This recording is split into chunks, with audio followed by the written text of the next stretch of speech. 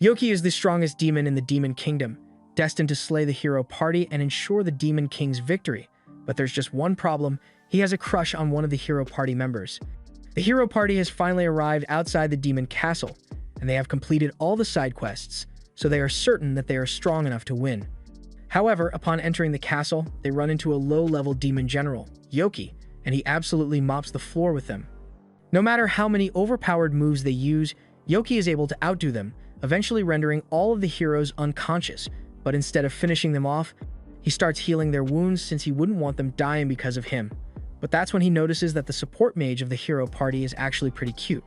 He spends a solid 10 minutes just staring at her, but then his subordinates come out and they think it's kind of weird that he's just been standing over the unconscious girl for a while. They ask him if he's going to finish off the heroes so they can get on with their day, but Yuki says he doesn't want to kill anyone. Instead, he tells his subordinates to drop the heroes off at a nearby village before they wake up, so they all start dragging the bodies away, and Yoki is disappointed that he missed his chance to shoot his shot. 1 month later, Yoki is giving a report to the Demon Lord, and apparently, the heroes have tried to break in 13 more times in the past month, and every single time, Yoki knocks them out and drops them off at a safe location. The Demon Lord praises him for dealing with the intruders so easily, but he asks why Yoki doesn't kill them. Yoki makes up an excuse and says the heroes are so weak that he doesn't think it's worth killing them, but in reality, he just didn't like killing people. The Demon Lord tells him that if he doesn't want to kill them, he will have to ask his subordinates to do it instead, but Yoki knows damn well that his subordinates wouldn't stand a chance of beating those heroes, and even if they did, he wouldn't want to let that cute girl die, so he tells the Demon Lord he will take care of the heroes personally next time. The Demon Lord is pleased to hear him say that, so he dismisses Yoki, but as he is walking back to his room, he starts wondering what he should do. If he tries to spare the heroes next time, it will cause a lot of trouble, but if he lets them fight the other demons, the castle would be annihilated. Those heroes may look weak compared to him, but that's just because Yoki is unbelievably overpowered, so if they ever manage to get past him, they would definitely defeat the Demon Lord no problem. He wouldn't particularly care if the Demon Lord was defeated, but he doesn't want the priestess to get hurt, so he comes up with a plan. The next time the heroes try to invade the demon castle, Yoki once again completely dominates them, but this time, instead of knocking all of them out, he lets them get back to their feet and offers them a choice. He says that by now, it should be clear to them that they stand no chance of getting past him, but he is willing to make an exception today. He says he will allow them to pass, but only on the condition that they leave the priestess here with him. Yuga immediately refuses since he would never leave a comrade behind, but the mage comes up to him and says he should probably take the deal since this might be their only chance to defeat the Demon Lord. Besides, Yoki has had tons of opportunities to kill them over the last month, yet every time, he just drops them off safe and sound, so Cecilia will probably be fine. Still, Yuga doesn't think it's right to leave his comrade in the hands of the enemy, but Cecilia tells him to go ahead without her because she will be fine on her own. Since Cecilia is insisting, the others all agree to Yoki's deal and move ahead, leaving Cecilia and Yoki alone in the room. Now that the others are gone, Cecilia faces Yoki and asks him what he plans to do to her, but to her utter shock, he says he fell in love with her at first sight and asks her to be his girlfriend. Of all the things Cecilia thought would happen, she didn't expect to receive a confession from a demon general, and she doesn't know how she's supposed to react to that, so she just politely turns him down. Yoki is heartbroken and curls up into a ball on the floor to await death because nothing matters to him anymore. Cecilia feels kind of bad, so she asks Yoki if he's alright, but then she realizes that this might all be a trick to get her to lower her guard, so she raises her scepter and points it at Yoki, but surprisingly, he doesn't react at all and just sits there. She asks him why he's not fighting back, so Yoki responds and tells her there's no point. The only thing that mattered to him was confessing his feelings to her, and since she rejected him, he is ready to die knowing he tried his best. Cecilia still thinks he's trying to trick her, but Yoki tells her he really is tired of living like this. As a demon general, he is forced to guard this room constantly, and the only time he's allowed to go outside is to attack human villages, and he doesn't want to do that sort of thing. He may be a demon now, but that's just because he was reincarnated into this world, so inside, he is still a human at heart. If that's the case, then Cecilia asks why he chooses to serve the Demon Lord, because she's sure that with his power he could take him out if he wanted to. Yoki says he considered it, but then he realized that if he killed the Demon Lord, then he would automatically become the new Demon Lord, and that would be much worse for him. So he chose to just live his life as a low-level guard to avoid as much damage as possible. His life was all around gloomy and unbearable, but that all changed when he saw Cecilia's face. He may have only known her for a month, and yes, most of that time was spent with him knocking her out, but that was the best month of his entire life as a demon. So now that it's over, he doesn't care what happens anymore. Cecilia tells him to stop talking like that, because if he is truly human on the inside, as he says, then it's not too late for him to live a fulfilling life. A few days later, after the hero party successfully defeated the demon lord, they return to the capital where the king thanks them for their valiant efforts. He declares that the next 3 days shall be dedicated to celebrating the achievements of the hero party, but at the same time, outside the city, Yoki has just arrived and is preparing to start his life as a human. Cecilia gave him directions on how to get here, so now all he needs to do is blend in as a human and he will be able to spend time with her. But first, he needs to get rid of his horn, and it's definitely going to hurt. While the parade for the heroes is going on, Yoki makes his way into the Adventurers Guild and asks to register. The guy at the counter is annoyed by Yoki, but not because he doesn't like him. It's because he's lazy and wanted to get through the day without having it do any work. Since Yoki wants to register, he pulls out a registration form and hands it to him to be filled out. After Yoki fills out the form, Clayman processes it and creates a guild card for him. He explains that Yoki will have to start at F rank, but he can work his way up to S by completing quests and raising his reputation. Once Yoki confirms that he understands the rules, Clayman is about to hand over his guild card. But before he does, he tells Yoki that reissuing these cards is a massive pain in the butt, so he had better not lose it. Specifically, within the next 3 days, because Clayman is the only one on shift until the Hero Festival ends, and he doesn't want to have to deal with all the administrative hassle. Yoki promises to be careful, so he takes his card and heads out to complete a few missions, and by the end of the day, he has earned quite a bit of money. He hasn't met Cecilia yet, but his plan is to work as an adventurer for a while and become successful enough to be worthy of Cecilia, and after doing all that, when he confesses to her again, she's bound to accept his love. Over the next few days, Yoki routinely shows up at the guild to take on as many quests as he can, and he is already starting to draw a bit of attention because people are surprised by how fast he has been ranking up. Today, he is taking out another 5 quests, so he walks right up to Clayman's desk and asks him to process these for him, but Clay is pissed because he doesn't understand why Yoki keeps bringing so much work to him when there's another receptionist right over there. Yoki tells Clay he has simply grown fond of him, especially since he's surprisingly fast at processing all the quest forms he brings. But speaking of which, Clay is starting to wonder who Yoki really is, because there's no way an ordinary newbie would be able to raise their rank from F to D in a single week. Yoki is a little worried since he didn't realize working so hard might get him in trouble, but Clay has no intention of investigating him.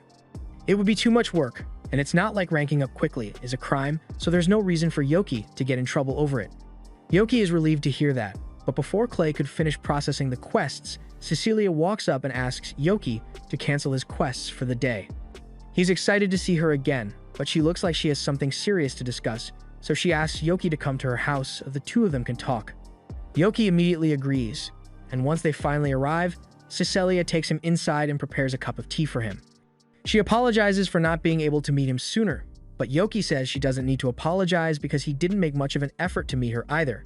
Speaking of which, he asks her how she knew he would be at the guild today, so she explains that pretty much everyone has been talking about him recently. It's almost unheard of for a newbie to rise through the ranks as fast as he has, so it's natural that people would start talking about it, and when Cecilia heard the rumors, she knew it had to be Yoki, which brings her to the topic she wanted to discuss with him. She tells Yoki she would like him to quit being an adventurer, and he is shocked to hear this since it makes no sense, but he's sure there must be a reason, so he asks Cecilia to explain why. Cecilia tells him that the demon lord may have been defeated, but it's not like all the threats in the world are gone, and she is worried that the different nations which have been working together will start fighting to assert superiority over one another. There are already signs of this since countless nations have tried sending their princesses to the hero to establish a political marriage so they can use him as a pawn when the time for war comes. All the nations are busy looking for strong allies to use, and considering how well Yoki has been doing at the guild, it would only be a matter of time before the nations notice and try to recruit him for war. Either that, or they would label him as an enemy, and his new life as a human would be ruined. That's why Cecilia wants him to stop being an adventurer, and Yoki understands why she would be worried, but he's got bills to pay, and adventuring is the only way he can make any money. Cecilia understands that, which is why she says she is willing to hire him personally.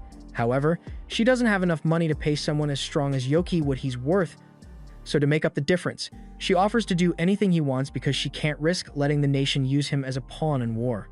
Yoki tells her to stop bowing because there's nothing any nation could possibly do to convince him to join a war, especially not an engagement. After all, the only person he is willing to marry is Cecilia.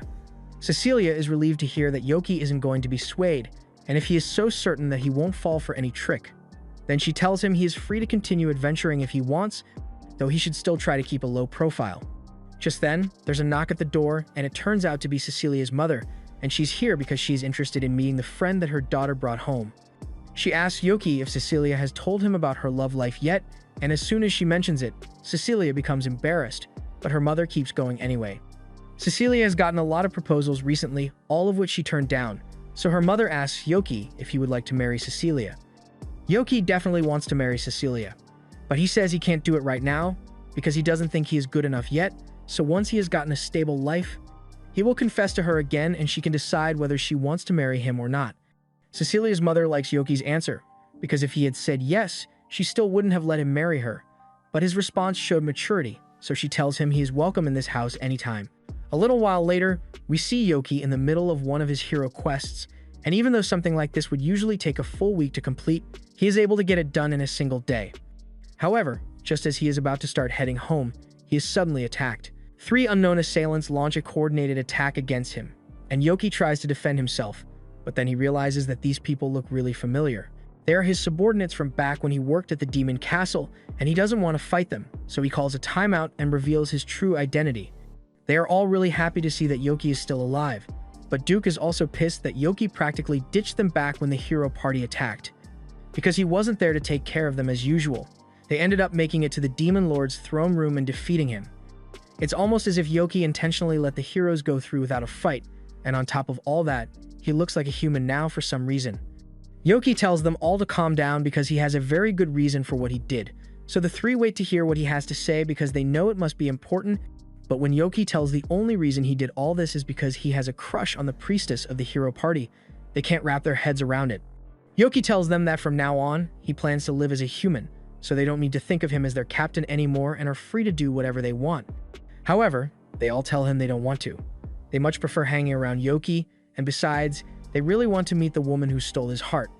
Yoki tells them there's no way that can happen because if someone spots them, then it would cause mass panic in the city. They all say that's not a problem since they can just hide their demon features the same way Yoki did, and since they are so insistent, he agrees to let them come, but he warns them that blending in with humans is going to be as easy as they think it is. Later that day, Yoki brings his subordinates to meet Cecilia after disguising themselves, but it was a lot more brutal than they expected, especially for Happiness, since Yoki had to pluck her feathers out one by one. They all sit down to have some tea together, and Cecilia says she's pleased to meet them, but even though she knows they are demons, they don't look like it at all. Duke explains that they all did their best to make themselves look as human as possible, and in his case, since he's a Dullahan, Yoki fused his head into his armor so it wouldn't roll off. Duke seems to be getting along really well with Cecilia, but it's making Yoki a little jealous since Duke never talks this much around him. But all of a sudden, now that he's in front of a cute girl, he's chatting away. Duke explains that he just didn't talk much back then because he used to hate Yoki's guts. Yoki had a reputation for being a total shut-in back at the Demon Castle, and even when his superior would yell at him to go outside and kill some humans like a respectable demon general, Yoki would just threaten to beat his ass until he eventually gave up and left him alone. However, Duke couldn't stand for such callous behavior from a demon general, so one day, he barged into Yoki's room to teach him a lesson. He had assumed that a shut-in loser would be easy to knock some sense into, but he assumed wrong, and Yoki proceeded to beat him up. After that, he became one of Yoki's subordinates, and while he held a grudge over the ass-whopping he received for a while, he eventually moved past it and accepted Yoki as his leader. He's sure it was the same for Happiness and Shake as well, but speaking of those two, he has no idea where they ran off to. It would be really bad if anyone other than Cecilia were to find out about their true identities, so they head inside to go look for them, and they just so happen to find Cecilia's mother in the garden with Shake sleeping on her lap. Aquarine notices them approaching and asks if they know who this boy is by any chance, so they explain to her that Shake is one of Yoki's friends. Yoki apologizes for any trouble that Shake might have caused, but Aqua tells him there's no need to apologize because she loves spending time with kids. She found Shake running around in the garden, so instead of worrying about insignificant details like how he got in here, She decided to join him, and the two played tag together until Sheik eventually tired himself out and fell asleep. Since Sheik is accounted for, Yoki asks Aqua if she happened to see a girl with Sheik earlier, and she confirms this, but she says the head maid took her away a while ago, so she's probably inside right now. That sounds like trouble waiting to happen, so Yoki and the others rush inside to find her, but to their surprise, they see Happiness being trained on perfect maid etiquette. Once Sophia spots the group, she explains to them that she was just finishing up with training the new maid, but Cecilia informs her that Happiness isn't a maid, she's one of Yoki's friends. Sophia asks Happiness if this is true, and she confirms it, so Sophia apologizes for the mix-up and tells her she can leave if she wants. Yoki tells Happiness she should go change out of the maid outfit, but to his surprise, she says she doesn't want to. Being a maid is a lot more fun than she thought it would be, so she would like to start working here, and Sophia has no objections, so Happiness is now an official maid. By the end of the day, they all get ready to leave and wish Happiness good luck on her first day as a maid. But before Yoki could leave, Aqua pulls him aside and mentions that Cecilia hasn't had a chance to relax in weeks, so she plans to force her to take the day off, so if Yoki was going to ask her out on a date, that would be the best time. This is one of the best layups Yoki has ever received, and he's going to make sure it doesn't go to waste. Once it's time for the date, Cecilia arrives in her carriage, and Yoki is blown away by how nice she looks in her outfit. He says he's going to do everything within his power to make sure she enjoys her day off to the fullest, and she finds it funny that he's taking this so seriously, but she's looking forward to finding out what he has planned. As they walk through town, Cecilia notices that the local bakery has a new type of cake in stock, so she suggests that the two of them should stop by once they are done with their date. In the meantime, the two continue their walk through the city, and Yoki can hardly keep his eyes off Cecilia because she's way too cute, but so far, things have been going really well, and Cecilia really seems to be enjoying herself.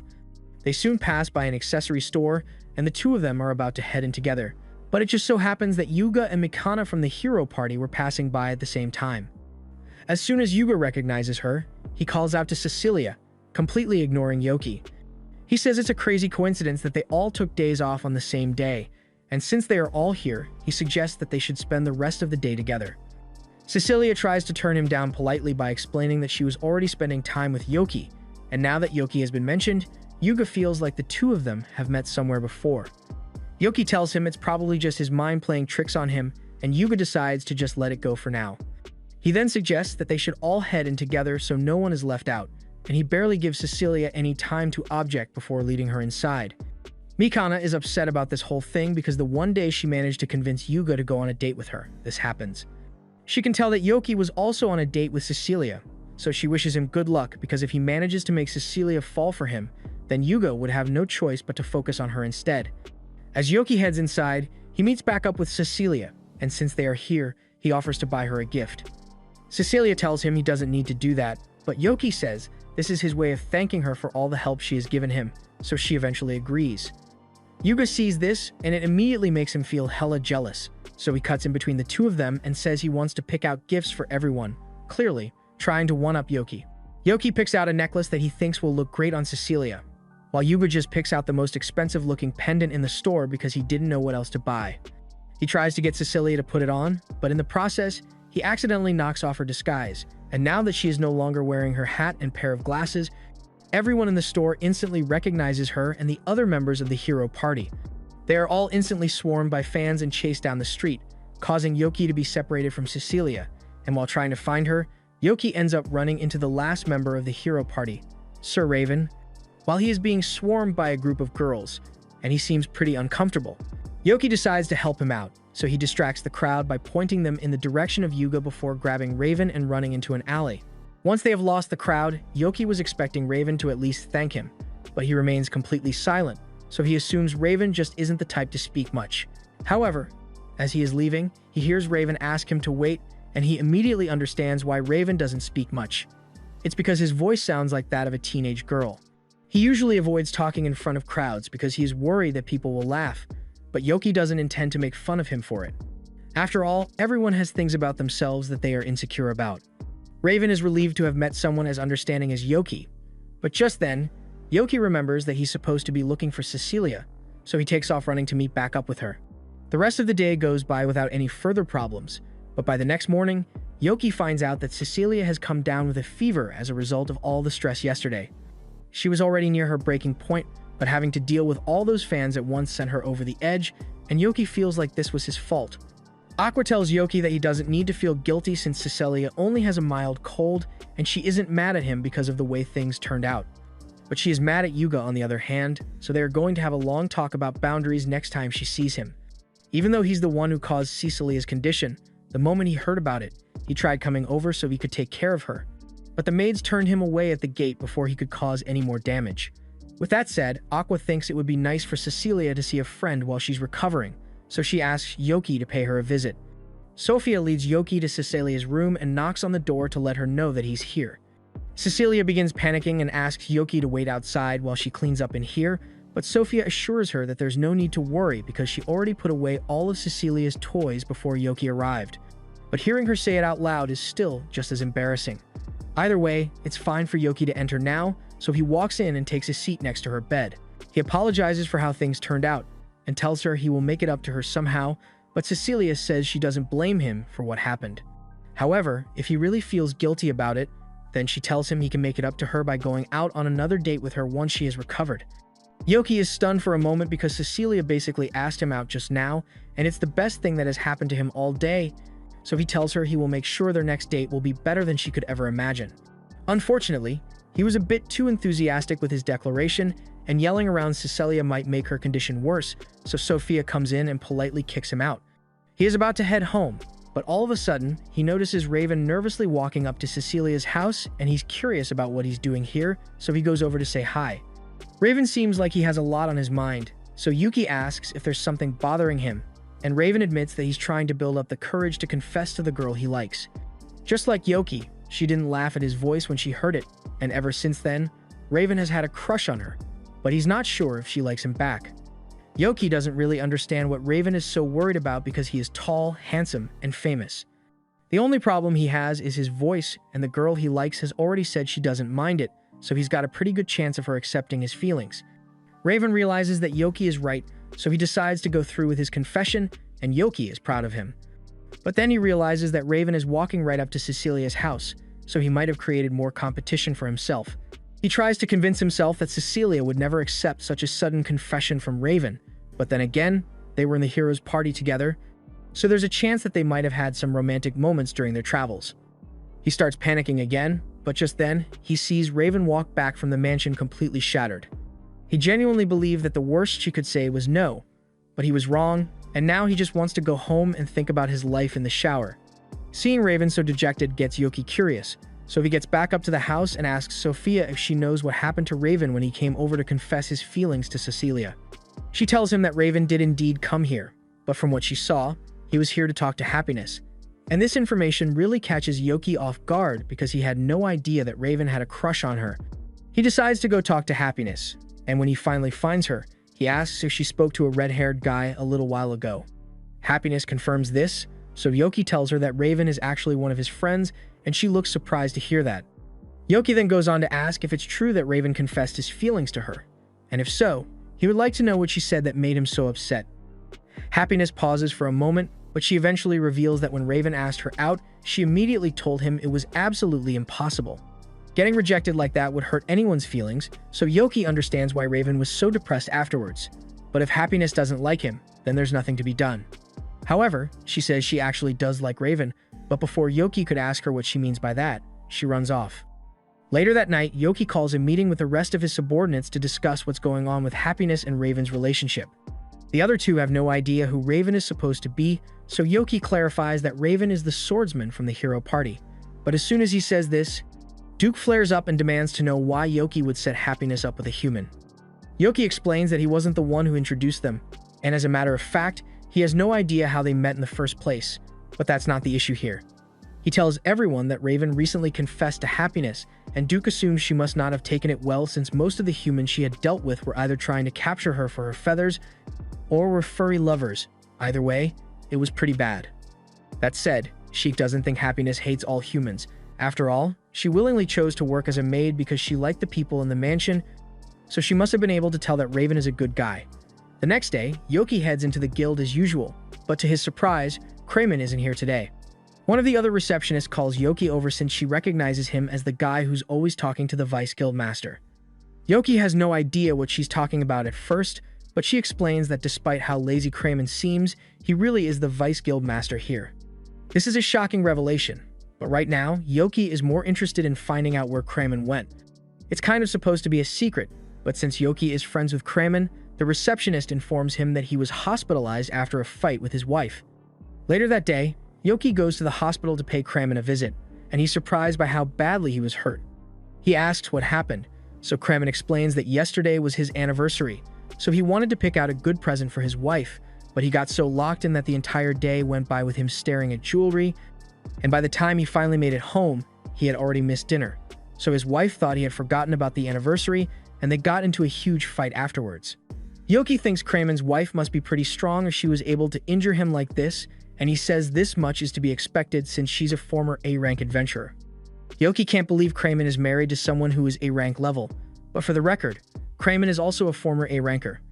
It's going to take a while for Kramen to heal from all those wounds naturally, so Yoki offers to use healing magic to help him, but Kramen immediately shuts the idea down. Being injured like this is the perfect excuse to get his wife to nurse him back to health.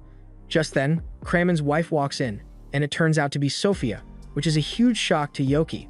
He never could have imagined that she would get married to someone like Kramen, but they seem happy together, aside from the occasional violent misunderstanding.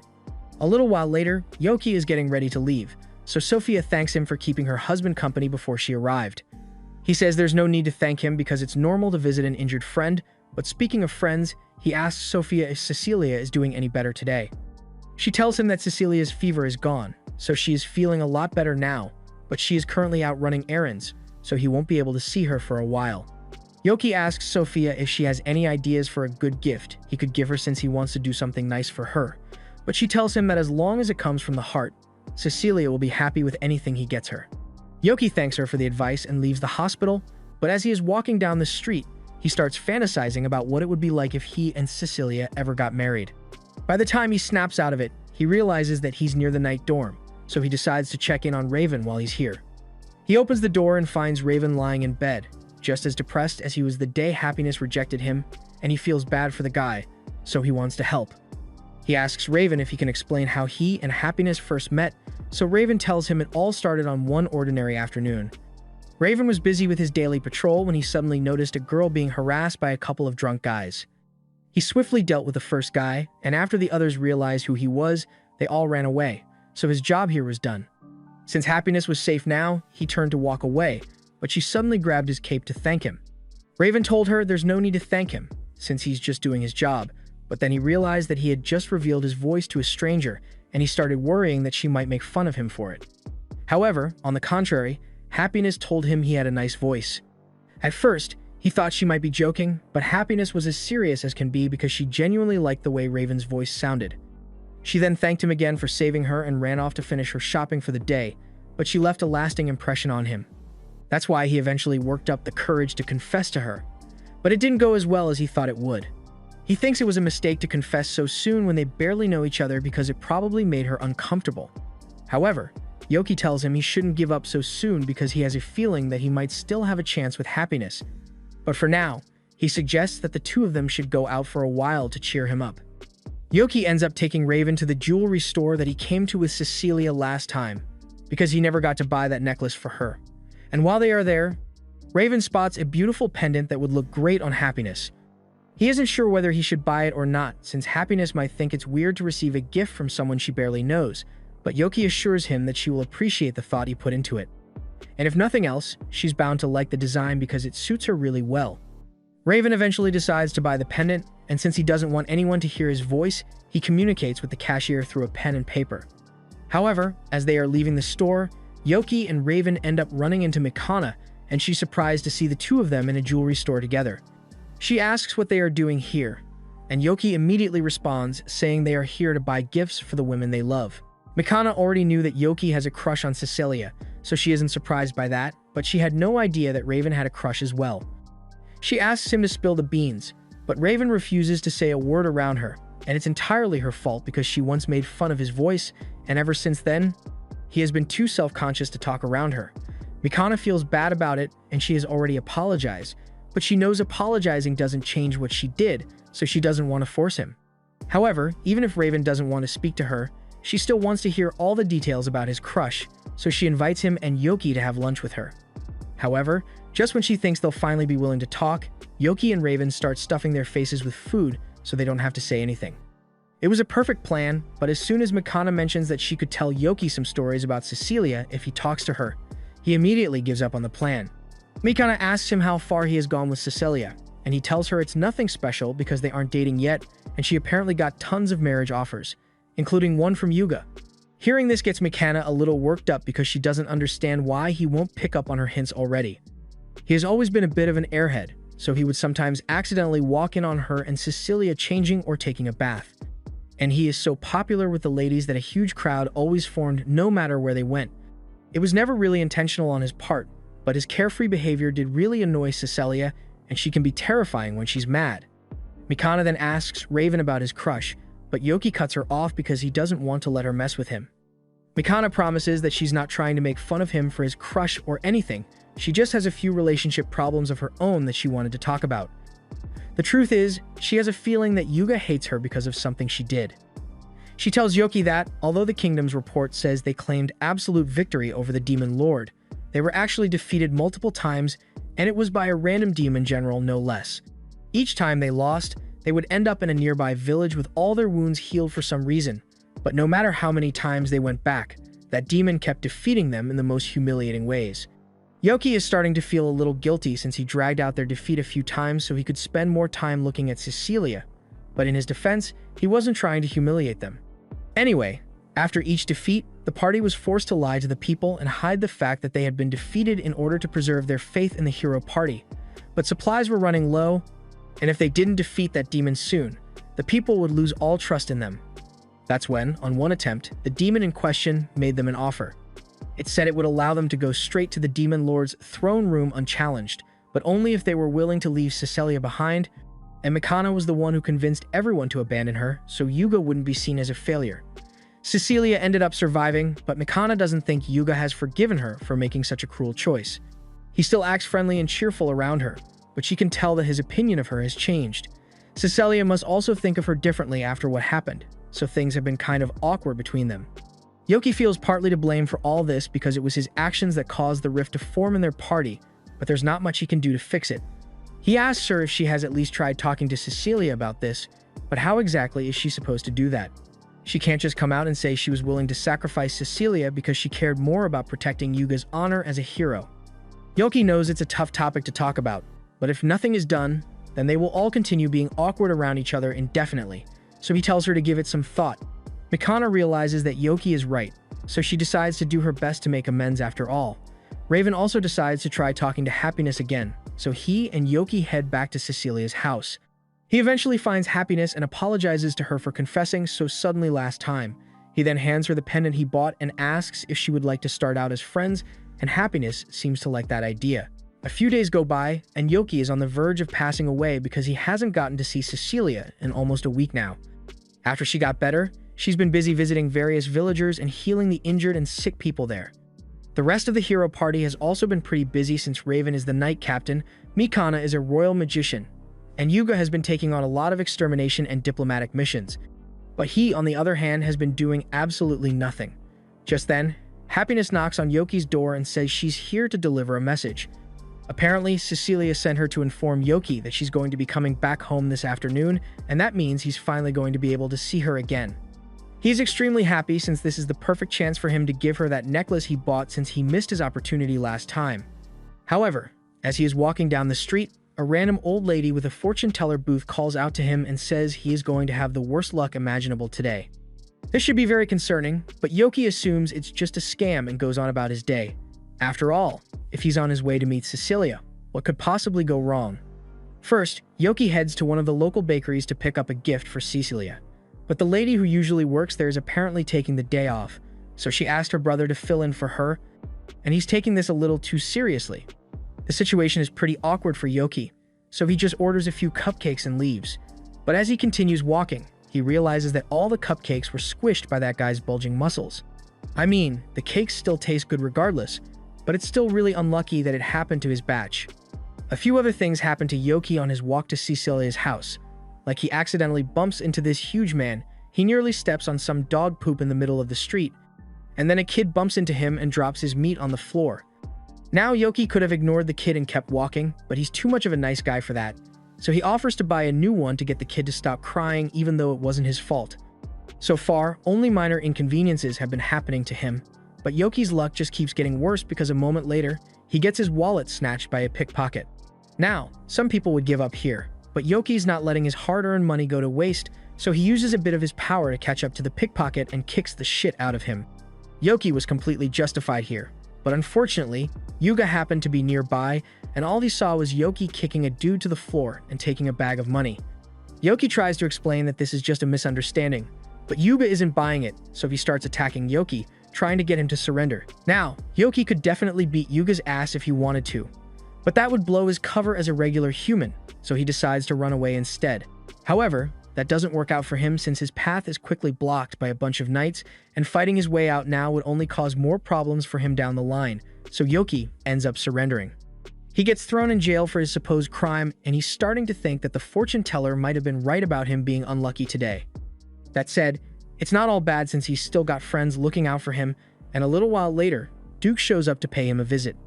Duke was scouted by the Royal Knights a few days ago, and he thinks it's funny that Yoki got himself into this kind of trouble so soon. Yoki argues that he didn't do anything wrong, but Duke already knows that, and he tells Yoki there's no need to worry. Raven has heard about the whole thing, and he is currently looking into the matter, so it's only a matter of time before the whole thing is resolved. Just then, another knight, Irene, comes up and tells Yoki that he has been cleared of all wrongdoing and is free at go. Yoki is relieved to hear that, but then she tells him that Yuga apparently wants to meet with him to apologize, which is the last thing Yoki was expecting to hear. Later on, Yoki meets Yuga at a restaurant, and Yuga is sincerely sorry for all the trouble he caused, so to make it up to Yoki, he offers him a feast. Yoki is blinded by the sheer innocence coming off Yuga, and it's clear that he has no bad intentions, so he decides to take him up on his offer. And after the meal has been consumed, Yuga starts some small talk. First, he says he had no idea that Yoki was friends with Raven, and though he didn't recognize him at the time, now that he got a chance to speak to Yoki, he realizes that he's the same guy who was hanging out with Cecilia last time. On that note, he asks Yoki what his relationship with Cecilia is, and Yoki calmly answers that the two of them are still only friends, which Yuga is relieved to hear, but then he says he wants to ask Yoki for some advice. He says he wants to know how to get along well with Cecilia, and that's the last thing Yoki would want to talk about with Yuga. He tells Yuga that he and Cecilia only became friends recently, so if he wants advice on how to get along with her, he should try asking someone who has known her a lot longer, like Mikana for example.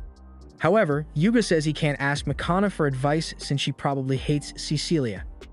Yoki is shocked to hear him say this and asks if he heard Mikana say this herself, but Yuga says that's not the case. He just knows that Mikana doesn't like Cecilia.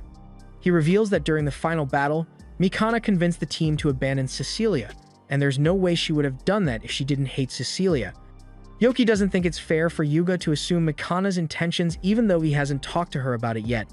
He says Mikana was just as upset as everyone else about leaving Cecilia behind because she was crying the whole time, but Yuga asks him how he could possibly know that when he wasn't even there. Yoki still can't reveal the fact that he is the demon from back then, so he gets Yuga to drop the subject with a foolproof explanation. Trust me, bro Chacho. Yuga doesn't question Yoki any further, but he refuses to accept that Mikana wasn't at fault, because if it's not her fault, then that must mean it was his fault instead, and he would never be able to forgive himself for abandoning Cecilia. Yoki tells him that he needs to stop pushing the blame onto his friends, because if he can't accept responsibility for his own actions, then he doesn't deserve to call himself a hero. Yuga suddenly bursts into tears, and Yoki thinks he might have gone a little too far with the yelling, but it turns out that Yoki's words really helped Yuga understand where he went wrong. Mikana has been his childhood friend for ages, and she has always been by his side to support him ever since he became a hero. Yet he couldn't put his faith in her and chose to believe she abandoned Cecilia out of hatred. He doesn't know how he could ever make things right between the two of them. Yoki tells him he can just apologize because Mikana clearly still cares about him, and even if she may scold him a little, she'll definitely forgive him in the end. Yuga is overjoyed and says he's going to apologize right now, but he's too nervous to do it on his own, so he asks Yoki and Raven to come along as well. They all eventually arrive at Mikana's house, but Yoki is a bit upset that he got dragged on such a long detour when he just wanted to visit Cecilia today. Yuga says he just needs some moral support, so they can wait outside while he goes in to apologize to her. Yuga then walks inside and runs up to Mikana's room where he finds her in the middle of changing clothes, but while Mikana immediately becomes flustered, Yuga remains stone-faced and tells her he has something important to say. He tells her that he just realized that he has been treating her unfairly this entire time, because he kept thinking she intentionally abandoned Cecilia when that wasn't the case. He knows an apology won't be enough to make up for what he has done, but he hopes she can forgive him so they can go back to how things were before. Mikana is really relieved that Yuga doesn't hate her anymore, but then remembers that she's still in her underwear, and she doesn't know which is worse, the fact that Yuga barged in on her changing, or the fact that he is completely unfazed by it. Either way, she's still mad about it, so she takes her anger out on Yuga, and outside, Raven and Yoki can see what's going on, but there's nothing they can do to help, so they both just leave Yuga to his fate. He is finally free to go see Cecilia, and on his way, he passes by that fortune teller again, but he still thinks it's a scam, so he doesn't stop to listen. The fortune teller doesn't appreciate being ignored for the second time in a row today, but for some reason, it looks like Yoki's luck is turning around for the better, so he must have done a really good deed recently. A little further down the road, Yoki runs into the owner of the cake shop, and she just found out that most of the cakes Yoki bought earlier today were accidentally crushed by her brother, so she wants to apologize for that. Yoki tells her it's not a big deal, but she still wants to make it right, so she offers him a new bag of cakes. Yoki then continues on his way, but all of a sudden, he is surrounded by 3 men in suits, and at first it may seem like he's in trouble. But it turns out that these men are the personal attendants of the boy from earlier, and they wanted to repay Yoki's kindness by offering him a bag of meat skewers. A little while later, Yoki finally arrives at Cecilia's house, but Happiness is a bit upset since he's really late. He heads inside to finally meet Cecilia, and she's really happy to see him since it has been a long time since they got to see each other. Yoki says he has a gift for her, and Cecilia is grateful, but she's never seen someone pair cakes with meat before. That aside, she offers to make a pot of tea so they can share the snacks while they catch up, but Yoki is surprised to hear that since making tea is usually a maid's job. Cecilia proudly explains that she recently got Sophia to teach her a few household skills, so she now knows how to make tea properly and she can cook without burning the food 70% of the time. After a few minutes of chatting, Cecilia finds out about Happiness and Raven becoming friends, as well as Yoki becoming acquainted with Mikana and Yuga. But speaking of those two, they suddenly hear Yuga's voice calling for Cecilia.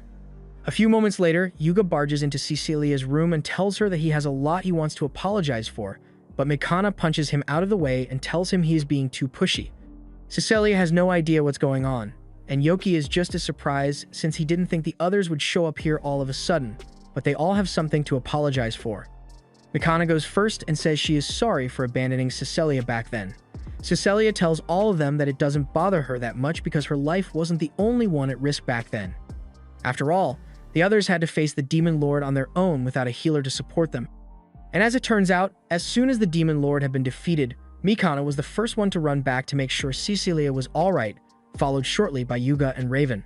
The fact that they all ran back to try and help her despite their exhaustion from the battle showed Cecilia that they still cared about her. And it's not like there was any other choice at the time, so Cecilia couldn't possibly blame them for the choice they made. All that matters now is that everyone made it out alive, so there's no need to feel guilty over what happened. Later that same day, Yoki and Cecilia are out taking a walk, and Cecilia asks if Yoki had anything to do with the others apologizing all of a sudden. He admits that he gave them a little nudge in the right direction since the whole thing was kind of his fault to begin with, and Cecilia is grateful because her friends are finally back together. This feels like the perfect opportunity, so Yoki tells Cecilia he has a present for her and reaches for the necklace he bought.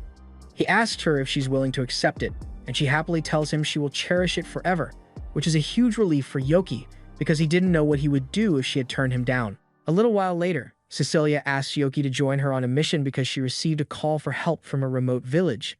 Yoki is more than happy to offer his assistance, but Seek is here too, and he's not happy about that. This was supposed to be Yoki's chance to spend some quality alone time with Cecilia, but Seek didn't want to be left out, so he found a way to insert himself, and it's already too late to kick him out. The group eventually arrives at the village in question, and Cecilia had heard that this place was attacked by bandits, but it's way worse than she thought it would be.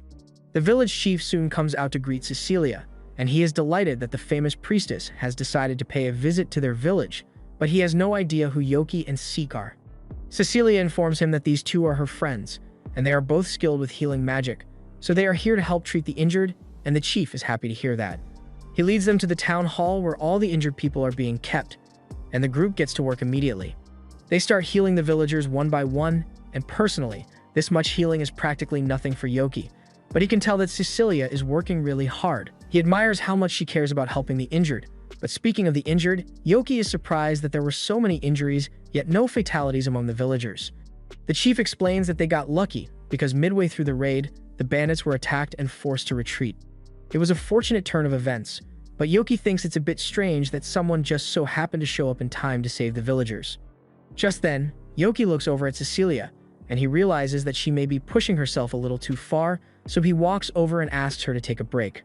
However, Cecilia refuses to listen to him because she still wants to help the people, so Yoki is forced to take matters into his own hands and casts a knockout spell on her. He realizes that a random guy knocking out a priestess may look bad, but he assures everyone that she's only asleep, and he just wanted to make her take a break. A little while later, Cecilia finally wakes up from her involuntary nap, and she is pissed at Yoki for casting a sleep spell on her with no warning. Yoki apologizes, but he says he had no choice, because at the rate Cecilia was pushing herself, she would have passed out from mana exhaustion if he hadn't done something. Cecilia acknowledges that she may have been pushing herself a little too far, so she can see why Yoki was concerned about her, but she still wants him to promise never to use magic on her without permission again. Yoki promises, and in case she's still worried about treating the villagers, he tells her she can relax because he and Seek have already finished taking care of them. Cecilia is really happy to hear that and thanks him sincerely, but just then, the village chief comes in to check on things. He is glad to see that Cecilia is feeling better, and he hates to ask more of her. But there's a little girl who lives on the outskirts of town, and he was hoping the group could go take a look at her. They ask if the girl was attacked by the bandits as well, but thankfully, that isn't the case.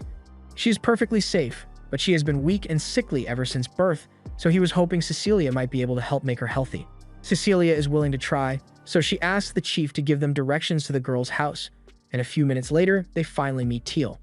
Teal is surprised to see a bunch of strangers walk into her house all of a sudden, but Cecilia assures her that there's nothing to be worried about because the village chief is the one who sent them here. It looks like Teal is about to ask a question, but all of a sudden, she starts having a huge coughing fit.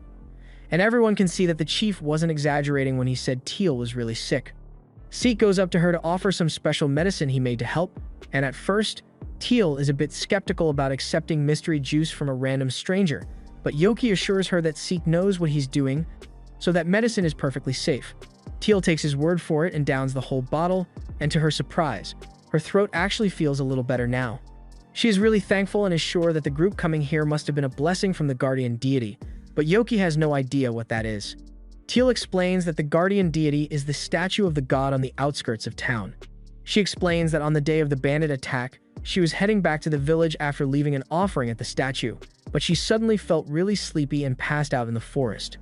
That's why she was able to avoid being hurt by the bandits, and she is sure that must have been the deity protecting her.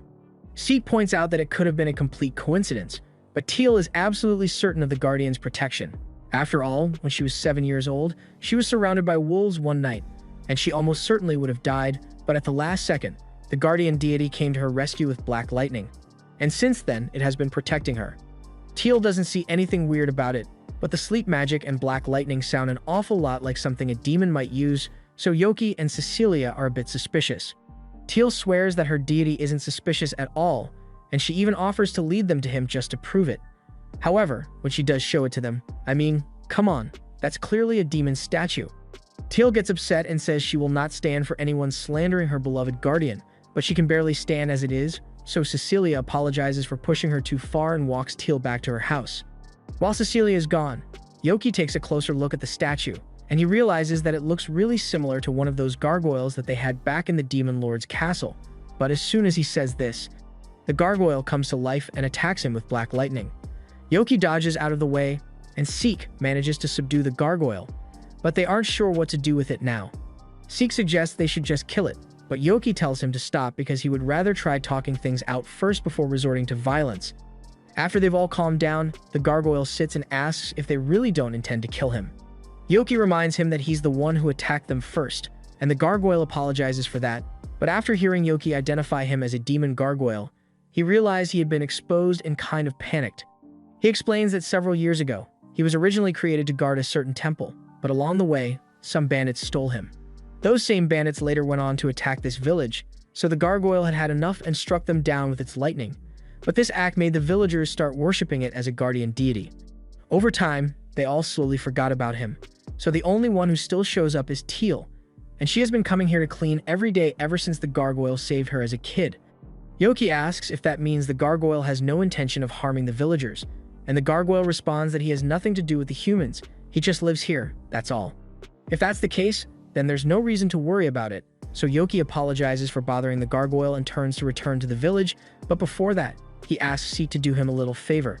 Yoki basically asked Seek to go to the village on his own so he could spend the rest of this trip alone with Cecilia, but once he was finally alone with her, he realized that he doesn't actually have anything to talk about. As they are walking, Cecilia ends up tripping over a protruding root, so Yoki jumps in to catch her, and the two of them end up staring at each other for a few seconds before awkwardly turning away. A little while later, they finally return to the village, and as luck would have it, the bandits from earlier decided to attack the village again, and they are confident that nothing will stop them this time, but all of a sudden, Yoki, Cecilia, and Seek show up to stop them. The bandits are still certain that these brats stand no chance against their sheer numbers, but then Yoki gives Seek permission to fight with lethal intent, and the bandits start dropping like flies. Cecilia is surprised by how strong Seek is since she had never seen him fight before. But Yoki is a lot stronger, so when he joins the fight, he knocks out a couple dozen of them at once, and even when one attempts to sneak attack Cecilia, Yoki easily electrocutes the guy and takes him down because he has total control over the situation. The battle against the bandits has been going pretty well so far, but all of a sudden, the group notices smoke coming from the direction of the guardian deity's shrine, and that can't be good. So Yoki asks Seek to go check it out while he finishes off the rest of the bandits. The remaining bandits all group together in an attempt to swarm Cecilia and Yoki, but Yoki bluntly tells them that no matter how many of them there may be, they will never be a match for him. He then proceeds to blow them all away with a windstorm spell, and the bandit situation has been officially taken care of, but Yoki is a bit concerned by the fact that Seek hasn't returned from the shrine yet. Something might have happened to him, so Yoki and Cecilia go to check it out, and to their shock, they find the gargoyle severely injured and Seek being held up by his throat. Yoki angrily glares at the guy and demands to know who he is, so Cecilia explains that this is Miller, the hero of the neighboring Gallus Empire. Yoki is surprised to learn that there is more than one hero in the world, but Seek's safety is what's important right now. Once Seek regains consciousness, he explains that he came here and found Miller attacking the gargoyle from behind while it was trying to protect Teal, so he tried to stop him, but ended up losing the fight. Miller says there's nothing wrong with him trying to kill a gargoyle, and it's Seek's fault for being dumb enough to get in his way.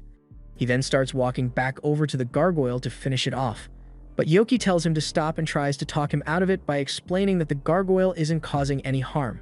However, Miller doesn't care whether the gargoyle is harmless or not, and if Yoki tries to stop him, then he's going to cut him down as well.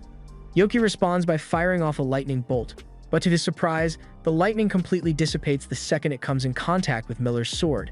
Cecilia yells for Yoki to fall back because Miller's weapon is a man-made magic sword that absorbs all magic it touches, so Yoki is no match for him. Cecilia begs Miller to stop because if innocent people die at his hand, it could start a war, but Miller actually likes the sound of that.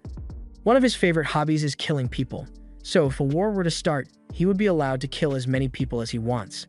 It's clear that this dude is a psychopath, so there's no way Yoki can let him walk free after this. Miller laughs at the fact that Yoki thinks he can win this fight even though he already knows his magic is completely ineffective against this sword. However, Yoki isn't fazed and begins firing off several blasts of magic one after the other.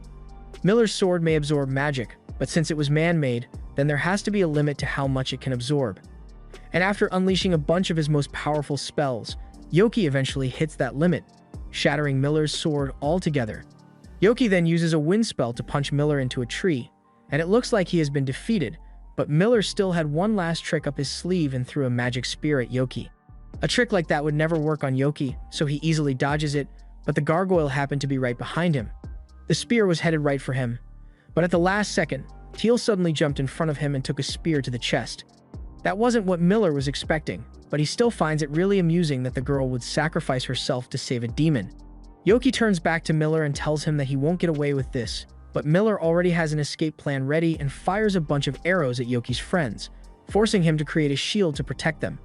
And during this time, Miller manages to sneak into the forest. Yoki blames himself for letting Miller escape because he had been relying too much on his magic, and all that anger building up inside him causes his true demon form to come out. This is a form that Cecilia has never seen before, so she is worried that Yoki might have lost control. But right now, there's only one thing on Yoki's mind, and that's to beat the shit out of Miller. He flies into the air to start tracking Miller, and the second he locates him, he pins his head to the ground and proceeds to kick him through a couple hundred trees. Miller can't believe that a demon this strong still exists even though the demon lord has already been defeated, but a second later, Yoki appears behind him to continue the beatdown. Miller tries to fight back, but Yoki easily disarms him and knocks him to his knees before dragging him into the air by his neck. Now, he could kill Miller here and now, but he knows that's not something Cecilia would want him to do, so instead, he just drops Miller and lets him take his chances with the water. Yoki eventually returns to Teal's house, where he finds Cecilia waiting for him. He asks how the others are doing, so she tells him she was able to heal Teal and Seek, so they both survived, and she is really glad that Yoki came back in one piece. Cecilia invited Teal to work as a maid in her home, so she will have a place to stay, and in the meantime, both Cecilia and Yoki have been summoned to the castle for an urgent matter. As Yoki kneels before the king, he's a bit nervous, since he's worried that this king might be an insufferably arrogant jerk like the Demon King, but to his surprise, the king is actually a chill guy. He isn't one to stand on formality, so he cuts to the chase and explains that he heard about how Cecilia and Yoki chased off the hero Miller and the bandits that were attacking the village of Dagaz, so he wants to give them a reward for their efforts. Cecilia tells the king that she doesn't want a reward, which he pretty much expected from a saint, so then he turns to Yoki and asks if there's anything he wants. Yoki informs the king that he does have a great desire, but he says it's something even a king like him wouldn't be able to grant. This gets the king curious, since there aren't many things he can't acquire, so he asks Yoki what his desire is, and Yoki blurts out that he wants to earn Cecilia's love, though. He didn't really think it through before saying it out loud because Cecilia is seriously embarrassed now. A little while later, they return to Cecilia's house, and she's yelling at Yoki for embarrassing her like that in front of the king. Yoki apologizes for his mistake, but Cecilia's mom finds the whole thing hilarious, so she decides to use the situation to tease Yoki and Cecilia a little. She tells Yoki that he needs to reflect on what he has done, so for the next month, he is prohibited from seeing Cecilia at all. This is worse than a prison sentence for Yoki, but he's not the only one panicking, because even though he embarrassed her, Cecilia can't imagine going a whole month without talking to Yoki. So she tries to talk her mom out of it. Aqua relents a little and agrees to cut the time down to 2 weeks, but she still insists that Yoki and Cecilia be separated, so she orders Happiness to take Yoki away. Happiness complies and starts dragging Yoki away, but as they go through the halls, they end up spotting Seek sitting in the garden alone, and he looks awfully sad. Yoki assumes that it must have something to do with what happened with Miller and the fact that Seek wasn't able to protect Teal or the gargoyle, but he has no idea how to cheer him up, so he just goes home for now. There, he finds Teal taking care of the gargoyle, and the reason the gargoyle is here is because Cecilia's mom didn't let Teal bring him into the mansion. Happiness tells Teal she needs to return to the mansion and get back to work, so they prepare to leave. But Gar is a little worried that she might be pushing herself too hard considering her condition. Once the others are gone, Yoki lays down on his bed and thinks about what he's going to do now that he can't talk to Cecilia anymore. He usually spent most of his days at her house, so he's going to have to find something else to do with all this free time, which is why he heads to the guild first thing the next morning and asks to be given as much work as feasibly possible so he doesn't get bored.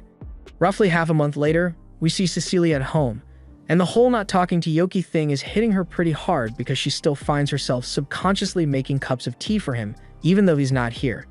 Her mother has been enjoying every moment of watching Cecilia miss Yoki, so she jumps at the opportunity and starts teasing her, asking who the second cup of tea is for. Cecilia gets embarrassed and lies that she made the cup expecting her mother to show up, but they all know that's not true. Aqua mentions that the 2-week time frame is almost up, so Yoki will be allowed to visit again soon, and she's honestly a bit curious as to what Yoki has been doing to pass the time. Meanwhile, Yoki has just returned home after pulling an all-nighter to finish all his quests. Gar asks him why he's in such a good mood, but Yoki is just excited since he finally gets to see Cecilia again soon. Gar is happy for him, but he says there's something serious he needs to talk to him about. Gar then returns to his original gargoyle form, and in this state, Yoki can clearly see that Gar's body is falling apart.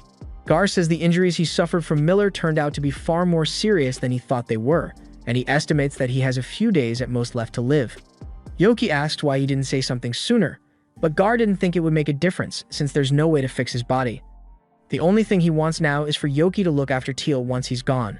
Yoki doesn't understand what Gar is talking about since Seek said Teal's conditions had stabilized, but while it's true that she has improved a lot thanks to Seek's medicine, Gar has watched Teal ever since she was little, and he can tell that something's not right with her.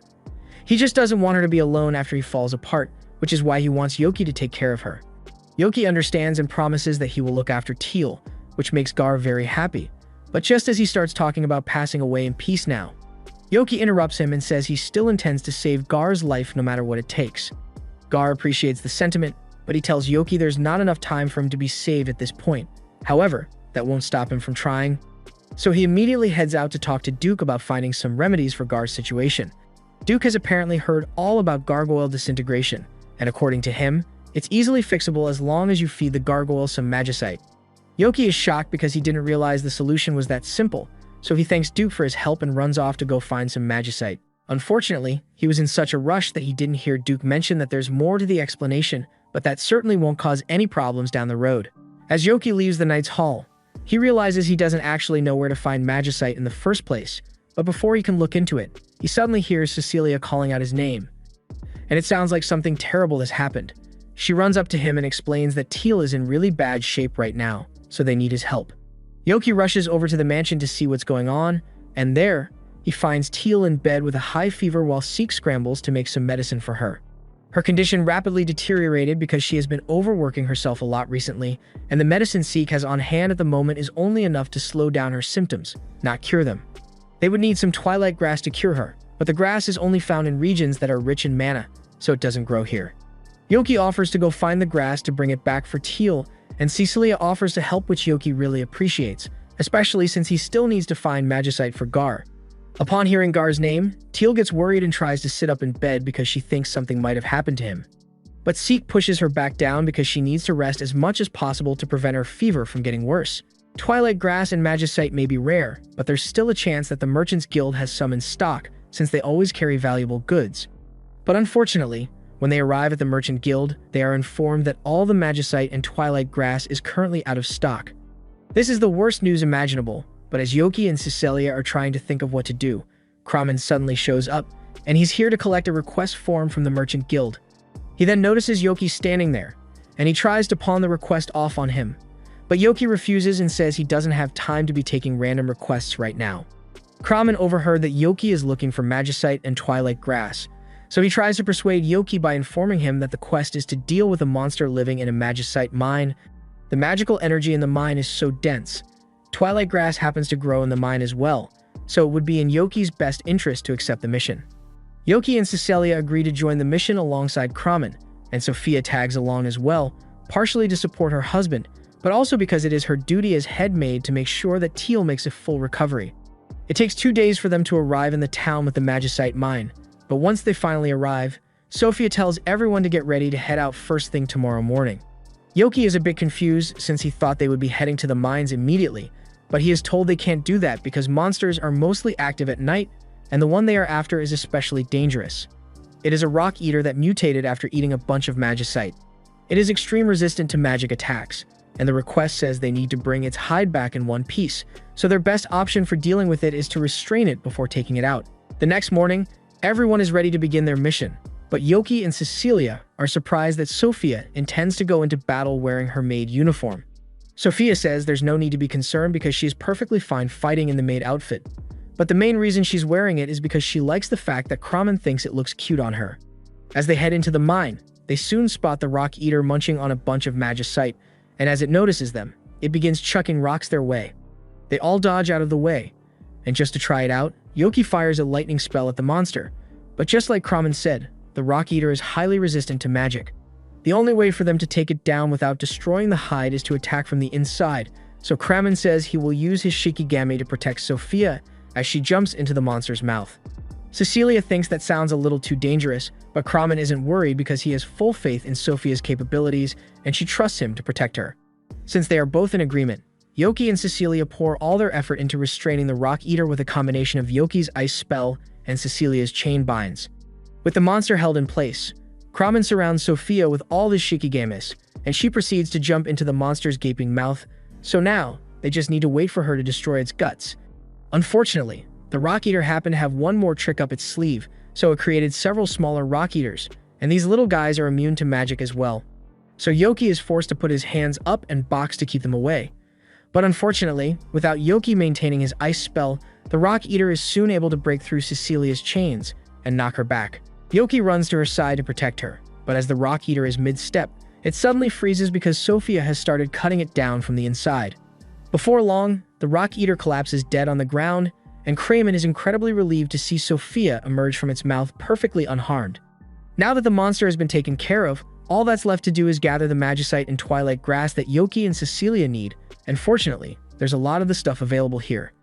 After gathering the amount they'll need, the group leaves the cave, and Yoki is ready to start heading home to get the medicine to Teal and Gar, but Kramen tells him they can't leave today because it's not safe to travel at night in this area. This has Yoki frustrated since he wants to return to help the others as soon as possible, and he probably could have just flown back to the city before morning all on his own. But he can't let Kramen and Sophia find out that he's a demon. Later that night, while the others are asleep, Yoki slips out of bed and attempts to leave without waking anyone up, but Cecilia already predicted that he would try this, so he finds her waiting outside the door for him. Cecilia is in full support of Yoki's plan, so she took the liberty of preparing the pouch of items for him so he could leave immediately, and Yoki really appreciates her help. Shortly thereafter, Yoki takes off into the night sky, and a few hours later, he arrives in the city to deliver the medicine. He finds Gar on the table as usual, but he seems really unresponsive, so he starts to worry that it might already be too late to save him. He begins shaking Gar violently and asking if he's really okay with leaving Teal alone in this world, and hearing Teal's name mentioned is enough to snap Gar back to life. He asks if Teal is alright, and Yoki tells him she's going to be fine since he already dropped the twilight grass off with Seek, so all that's left is to feed Gar the magicite and fix him up too. As Yoki is busy stuffing Gar's face with magicite, he notices a claw mixed in with the rocks, but before he could identify it, Gar suddenly begins to glow, and a moment later, he is fully healed. The first thing Gar does after being healed is rush to Teal's side to check on her and let her know that he's going to be alright as well. Yoki is touched by the reunion, but he's still got a long night of flying ahead of him since he needs to get back to the mining village before the others start to suspect something. And after being up all night, he ends up passing out on Cecilia's thighs on the carriage ride home, which she doesn't mind at all. After returning to town, a few days go by, and Yoki happens to run into Kramen while he's out shopping. Apparently, he's looking for an anniversary gift for Sophia, and Yoki's got nothing better to do, so he offers to help.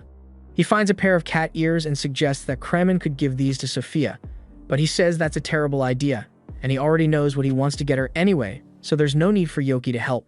Yoki apologizes, but as he is putting the cat ears back in their place, he notices a black suit with a matching black helmet nearby, and his edgelord instincts take over for a moment because he immediately decides to try it on. Kramen thinks it looks really cringy, but Yoki absolutely loves it, and he feels no shame whatsoever. He really wants to try doing some cool stuff in this outfit, so he wants Kramen to give him as many quests as possible, and Kramen was getting really annoyed by Yoki's act, so he decided to just play along. He takes Yoki back to the guild and tells the receptionist on duty that he wants to sign up for any quests available right now. The receptionist doesn't recognize Yoki because of his costume, but since Kramen is vouching for him, she looks through the quest stack and informs him that there are 4 A-rank quests available, to which Yoki says he wants to handle all of them.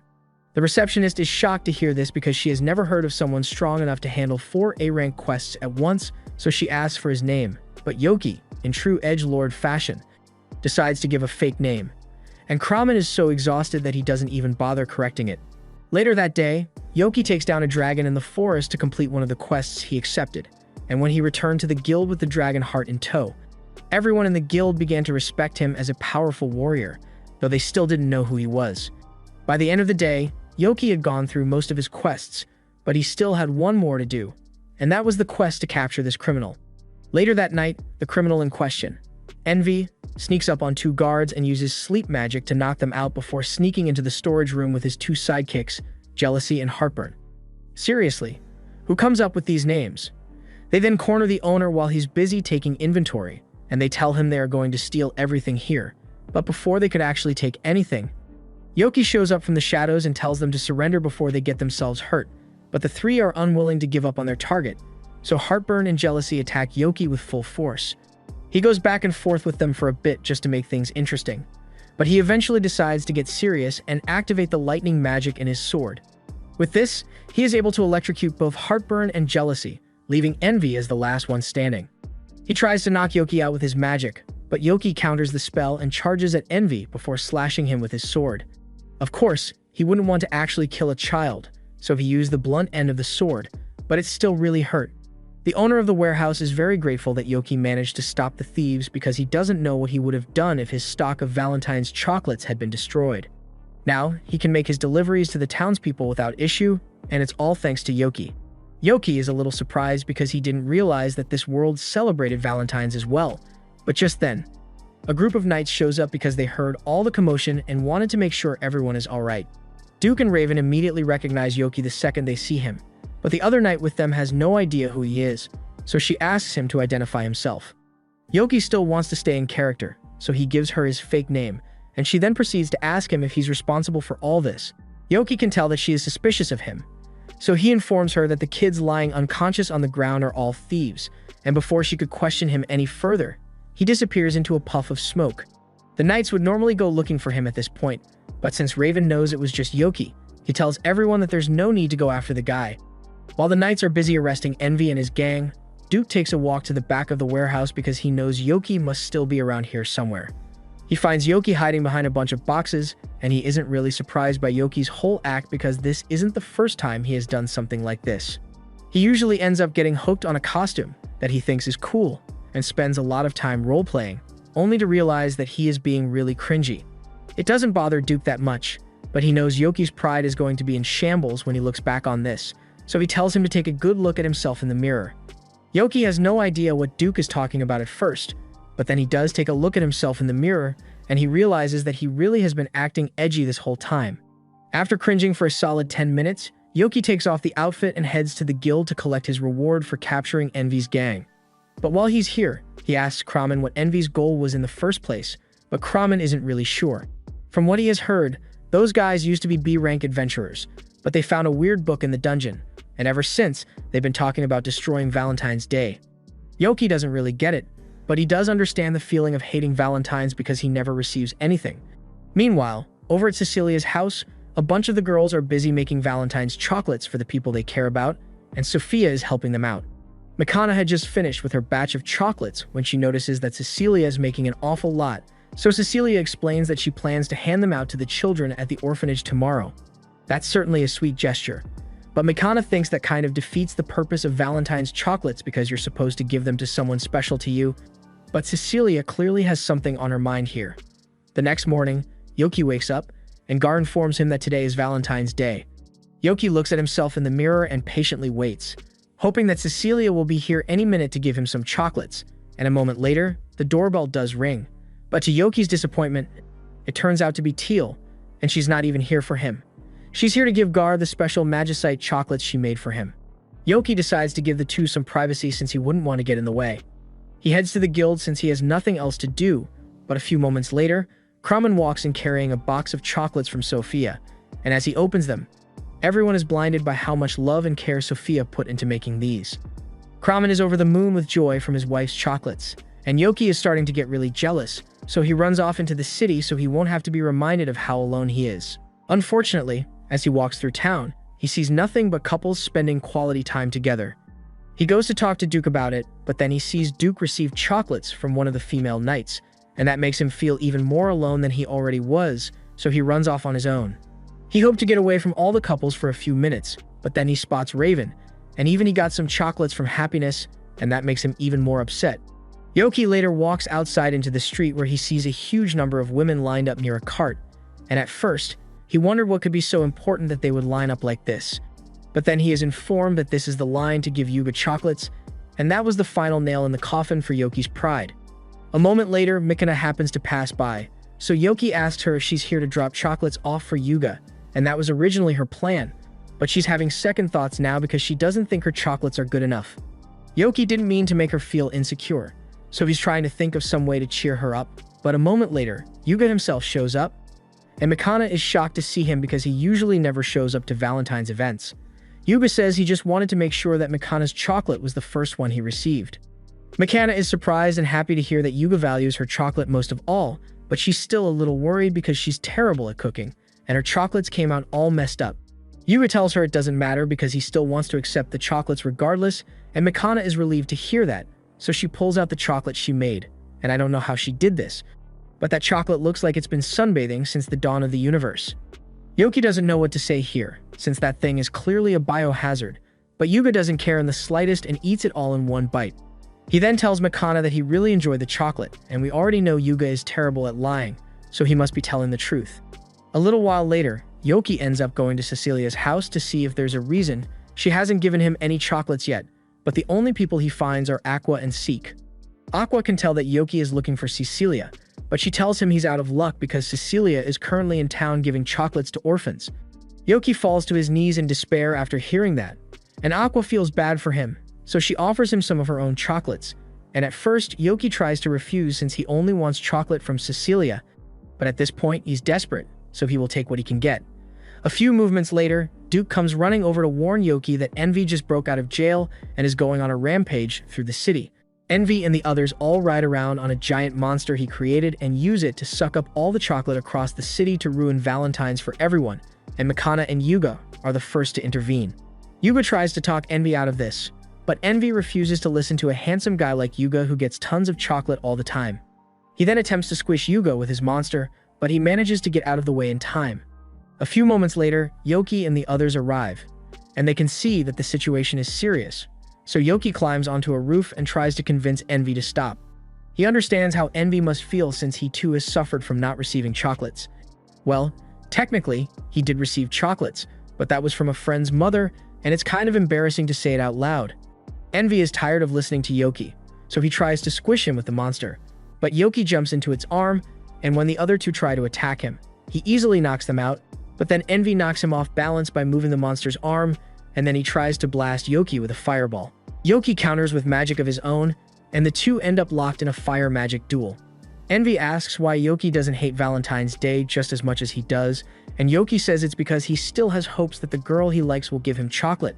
And hearing this makes Envy burn with rage, so he blasts Yoki away and then proceeds to suck up all the Valentine's chocolates in the area, including a box that Cecilia was holding.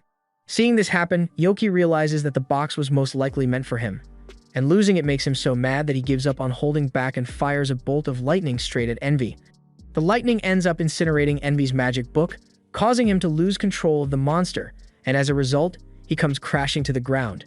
Yuga didn't want to let him get hurt, so he caught Envy just in time, but to his surprise, he finds out that Envy is a girl. The reason Envy went on this rampage is because the boy she liked refused to accept her chocolates, and she was upset by the fact that her chocolates were worthless, but Yuga tells her that's not true. Envy thinks Yuga is just saying that because he's hot and receives tons of chocolate, but Yuga genuinely means it. He says he's happy to receive chocolates from anyone as long as they put their hearts into it, and hearing that from him melts Envy's heart, but Yoki is once again being sidelined even though he did all the work. He falls to the ground in defeat since no one is paying attention to him, but Cecilia could never forget about him, and while he's here, she hands him a Valentine's bag she prepared. Yoki is thrilled that he finally got a gift from Cecilia, though he's a little disappointed since Cecilia gave these out to tons of people, including Seek and Happiness. However, when he looks inside, he realizes that Cecilia gave him a cake as well as her general cookies, and no one else got a cake, so it must mean she considers him special to her. A few days later, Yoki receives a new mission from Kramen, and he is told that the Merchants Guild would like to hire him to protect some of their cargo. They have recently been targeted by thieves, so a bunch of their goods have been stolen, so they want Yoki to prevent any future thefts in the meantime, and if possible, to recover the previously stolen goods. Yoki isn't really all that interested in the mission since it would require him to travel to the port city, but then he realizes that port cities have beaches, and beaches mean he might get to have fun with Cecilia, so he gets excited and immediately accepts the job. However, when he goes to invite Cecilia, to his disappointment, she informs him that she can't go because she is completely swamped with work, so instead, she asks Happiness to go with Yoki instead. Yoki is still majorly bummed out, but he understands that this is his own fault for failing to check Cecilia's schedule before accepting the job, so he just has to suck it up and get the job done as soon as possible. Just then, he notices that Happiness is carrying something new on her backside, so he asks her what it is, and she explains that it's a weapon made from the feathers she plucked out of her body. Yoki gets the point, but he begs Happiness to stop striking strange poses like that in public because people might start giving them weird looks if she keeps this up. Yoki notices that Happiness has been really cooperative about accompanying him on this mission, which is a little out of character for her since she would usually avoid stuff like this, but then he remembers that he invited Raven as well, so she probably just agreed to come because she wanted to spend time with him. As soon as Raven arrives, Happiness says good morning to him, and he becomes really flustered, especially since he notices that Happiness is wearing the gift he gave her. Just then, there's an announcement for the carriage's departure, so Happiness goes to secure a seat for everyone, and while she's gone, Raven asks Yoki what's going on because he had no idea Happiness was going to be here. Yoki explains that he had Happiness come since she is quite skilled in magic, so he figured she would be helpful in a battle. That makes sense to Raven, but he's a little disappointed in himself for not knowing such a fundamental detail about Happiness. However, Yoki tells him not to beat himself up over it because he hasn't known Happiness for that long, and there's still a lot of time for him to get to know her properly. A few minutes later, they all climb into the carriage and Raven fumbles the perfect opportunity to sit next to Happiness, so this trip isn't off to a great start. Once they arrive in the port city, Yoki tells the others that he's going to go visit the client so they can begin the mission. So in the meantime, he wants them to ask around to gather as much info as they can about the thefts. This is a plan Yoki came up with specifically to give Raven some alone time with Happiness, but as soon as Yoki is gone, Happiness wanders off and ends up finding one of the members of the ship crew. Raven trails behind her and explains to the sailor that he and Happiness are adventurers who were hired to investigate the thefts that have been occurring in this port, and he would like to know if the sailor has any idea who might have done this. The sailor says he's got no clue, and this whole ordeal has been making his job a hell of a lot harder because all the higher-ups seem convinced that he and the other sailors are the ones behind the thefts. Happiness asks if that means all the sailors are innocent, which Massa confirms because he swears that men of the sea never steal. Raven understands, so he tells Massa that they will investigate the case to find the real perpetrators. And Massa is a little shocked because he kind of expected Raven and Happiness to accuse him and the other sailors of being in on the thefts. He really appreciates the fact that they believe he and his crew are innocent, so he calls everyone to gather around and asks them to tell Raven and Happiness everything they can remember about the incidents. A little while later, Yoki returns and asks Raven if he managed to learn anything about the thefts yet, but he says he's got nothing. The sailors apparently hold patrols every night. At some point, they started hearing a beautiful singing voice, and after that, the next thing they knew, all the cargo had been stolen. None of them remember anything about the theft or how it happened, and a story like that would naturally make one suspect the crew. But if they really were behind it, then they probably would have come up with a better story to hide the truth. So Raven believed there's foul play afoot, and it is likely the work of a demon. Yoki assumes that Raven must be talking about a mermaid, and he has personally never met one. But he thinks it would be really cool to meet another fellow demon, so he excitedly calls over to Happiness to tell her that there might be a mermaid in town. But as he says this, the sailors happen to overhear him, and they immediately become terrified at the mention of a mermaid. Yoki asks them if it's really that big of a deal since he doesn't think mermaids are that dangerous, but there's nothing more terrifying to a sailor than a mermaid. Countless ships have been sunk after encountering mermaids, and even more sailors have met a gruesome ends this way. The sailors all start begging Yoki and Raven to take care of the mermaid since they are too scared to get back on their ship otherwise. The sailors are on the verge of a full-blown panic attack. So, to calm them down, Raven reveals that he is the captain of the Knight's Order and a member of the hero party, and he promises that no matter what happens, he will make sure to protect them, and the sailors are all relieved to hear that. A little while later, Yoki and Happiness are sitting on a bench, while Raven does a little supply shopping. And Yoki has been deep in thought for a while now because he just came to the realization that demons are still seen as monsters to be feared by majority of humans. Happiness tells him he really shouldn't be surprised by that since their whole objective was to destroy humanity, so it's natural that they would be fearful of them. Shortly after that, Raven returns, and he apparently got a huge lead on the case because while he was shopping, a man approached him with some information. According to what the man said, he saw the sailors transporting the cargo into a cave near the port, and he also recalls seeing a mermaid in that same cave. It sounds like something really shady is going on here, so Raven thinks they should go check it out, but he asks Happiness to wait here because fighting a demon is dangerous business, and he wouldn't want her to get hurt. Happiness asks why Raven seems so motivated to take this demon down, so he recounts the story of a day a village was attacked by a rampaging demon.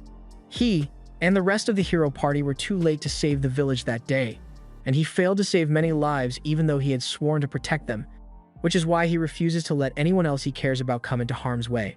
Happiness understands where Raven is coming from, but low-key, she doesn't care. So she gets up and tells Raven to hurry up because she's coming whether he likes it or not.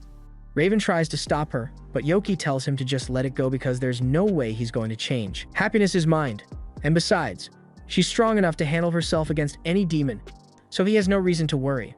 They eventually arrive at the cave, and just like the man said, the stolen goods really were transported here. It also looks like this cave has a docking space for 2 small boats, but when Yoki and the others go to check it out, they realize that someone else is here, and a moment later, the mermaid emerges from the water. The mermaid immediately starts singing in an attempt to hypnotize the group, but they all manage to cover their ears in time. And then Happiness proceeds to use her harping magic to cancel out the mermaid's song so Raven can close the distance and finish the job. However, once Raven has the mermaid at blade point, she breaks down and tells him he can kill her if he wants to, but she needs his help to rescue her friend from the humans that kidnapped her. Raven immediately dismisses this as a shameless attempt to deceive him from the mermaid, so he decides to kill her anyway. But Happiness isn't comfortable with the way this is playing out, so she runs in front of the mermaid to stop Raven. Raven keeps his sword raised and tells Happiness to move because he's not going to spare that demon, but Happiness refuses to get out of the way. Yoki can see the tension building, so he rushes over and asks Raven to please put his sword down. Raven demands to know why Yoki is siding with the demon as well, but Yoki says he's not picking sides. He's not asking Raven to spare her because he knows if a demon hurt the people he cared about, he wouldn't hesitate to kill them either. However, it seems like the mermaid has a reason for what she did, so it couldn't hurt to at least hear her out before executing her. Raven decides to listen to Yoki and agrees to put his sword down, after which Happiness's knees give out because she was absolutely terrified the entire time. Especially since Raven pointing his sword at her brought up old trauma from humans trying to sell her for profit. After Happiness has calmed down, Yoki introduces everyone to the mermaid, but Raven is still so mad that he refuses to even look at her. The mermaid's name is Shike, and when asked why she attacked them on sight, she explains that she was ordered to do so by a human. Mermaids, like her, usually try their best to keep their distance from humans, but one day, Shike and her friend ended up caught in a storm, and the next thing they knew, they had been captured by a group of humans. The leader took Misaki captive and threatened Shike into following his orders if she ever wanted to see Misaki again. So ever since then, Shike has been putting people to sleep whenever she's ordered to. Yoki doesn't think Shike is lying, but Raven absolutely refuses to believe a single word that comes from the mouth of a demon. Happiness understands why Raven would be distrustful of demons, and she doesn't expect him to forget about all the pain and suffering demons have caused him. But she does ask that he trust her just this once because she's certain that the mermaid is telling them the truth. Raven finally relents and agrees to start a new investigation based on the assumption that what the mermaid said is true, and Happiness is glad to hear it. They all start searching the cave after that, and it soon becomes clear that this was a trap from the beginning. Most of the crates here are empty, and the jewels that are present are all fakes placed here as decoys. The plan was most likely to lure them into the cave, and while they were distracted with the fake treasure, Shike was supposed to sneak up on them and put them to sleep so the thieves could later come in and take them out. And if that's the case, then those thieves must be on their way here right now.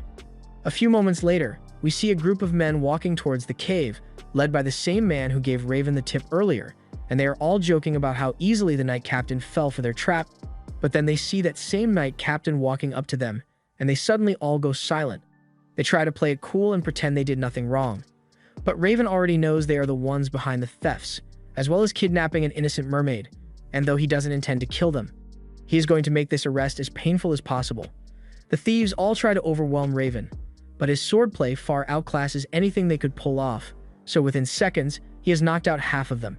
The other half try to flee, but Yoki and Happiness had already blocked off their escape route, and Happiness uses her fans to knock them all out with a huge gust of wind. After all the thieves have been tied up, they try to talk their way out of this by claiming the mermaid forced them to do all of this, but Raven knows that's not true. So he points his sword at the leader and forces him to reveal the location of his real hideout before he loses an eye. Over at the thieves' hideout, Raven and the others find a suspicious-looking box bouncing around, and it's pretty clear that Misaki must be trapped inside. So Raven cuts the box open to free her, and soon after, he reunites her with Shike. Shike is overjoyed to see that Misaki is still alive, and Misaki is just as happy to see her again. They are about to leave and return home, but before they do, Raven apologizes to Misaki for nearly killing her earlier even though she wasn't at fault, but Shike understands why he was so skeptical, and she can't be mad at him since he did save her friend after all. As a token of her gratitude, before she leaves, she gives Raven a kiss on the cheek, leaving Raven completely stunned and Happiness burning with jealousy. She refuses to be outdone by a mermaid they just met today. So she quickly apologizes to Yoki for what she's about to do and then proceeds to knock him to the ground to buy her enough time to kiss Raven on the lips without Yoki watching. However, even though Yoki didn't see it happen, Just by looking at the expression on Raven's face, anyone could figure out what she just did. Sometime later, Yoki receives a letter from Cecilia asking him to come over for some tea, so he thanks Teal for taking the time to deliver the message and starts getting ready to leave. Teal tells him there's no need to thank her since she was already planning to come here anyway so she could spend time with Gar. Yoki is a bit surprised that she's acting so calm since she usually jumps on Gar the moment she sees him, but as soon as Yoki steps outside, she does exactly that and hugs Gar, telling him how happy she is to see him.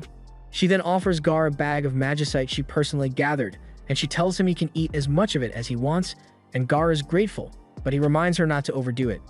Yoki overheard the whole exchange, and he found it really funny, so he shared it with Cecilia when he arrived at her place. She also found it really funny, but she says it just goes to show how much Teal loves Gar. But on the topic of love, while Yoki has been having fun hanging out with Cecilia as friends all this time, he is starting to wonder if he's really okay with their relationship staying like this indefinitely.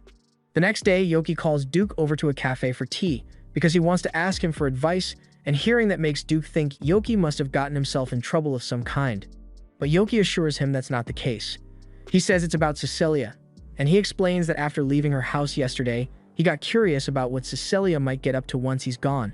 So he used an invisibility spell on himself and snuck back into the mansion, where he saw Cecilia training hard with Seek in the backyard. Seeing that made him realize that there are still a lot of sides to Cecilia that he hasn't seen, so he is wondering what the best way to get to know her better would be. Yoki's creepy stalker behavior aside, Duke tells Yoki that despite how much he proclaims his love for Cecilia, he's actually a bit of a coward when it comes to making moves. At the rate he's going to be nothing more than an occasional tea time mate forever. After all, he has barely put any effort into learning what kind of person Cecilia is ever since he got here.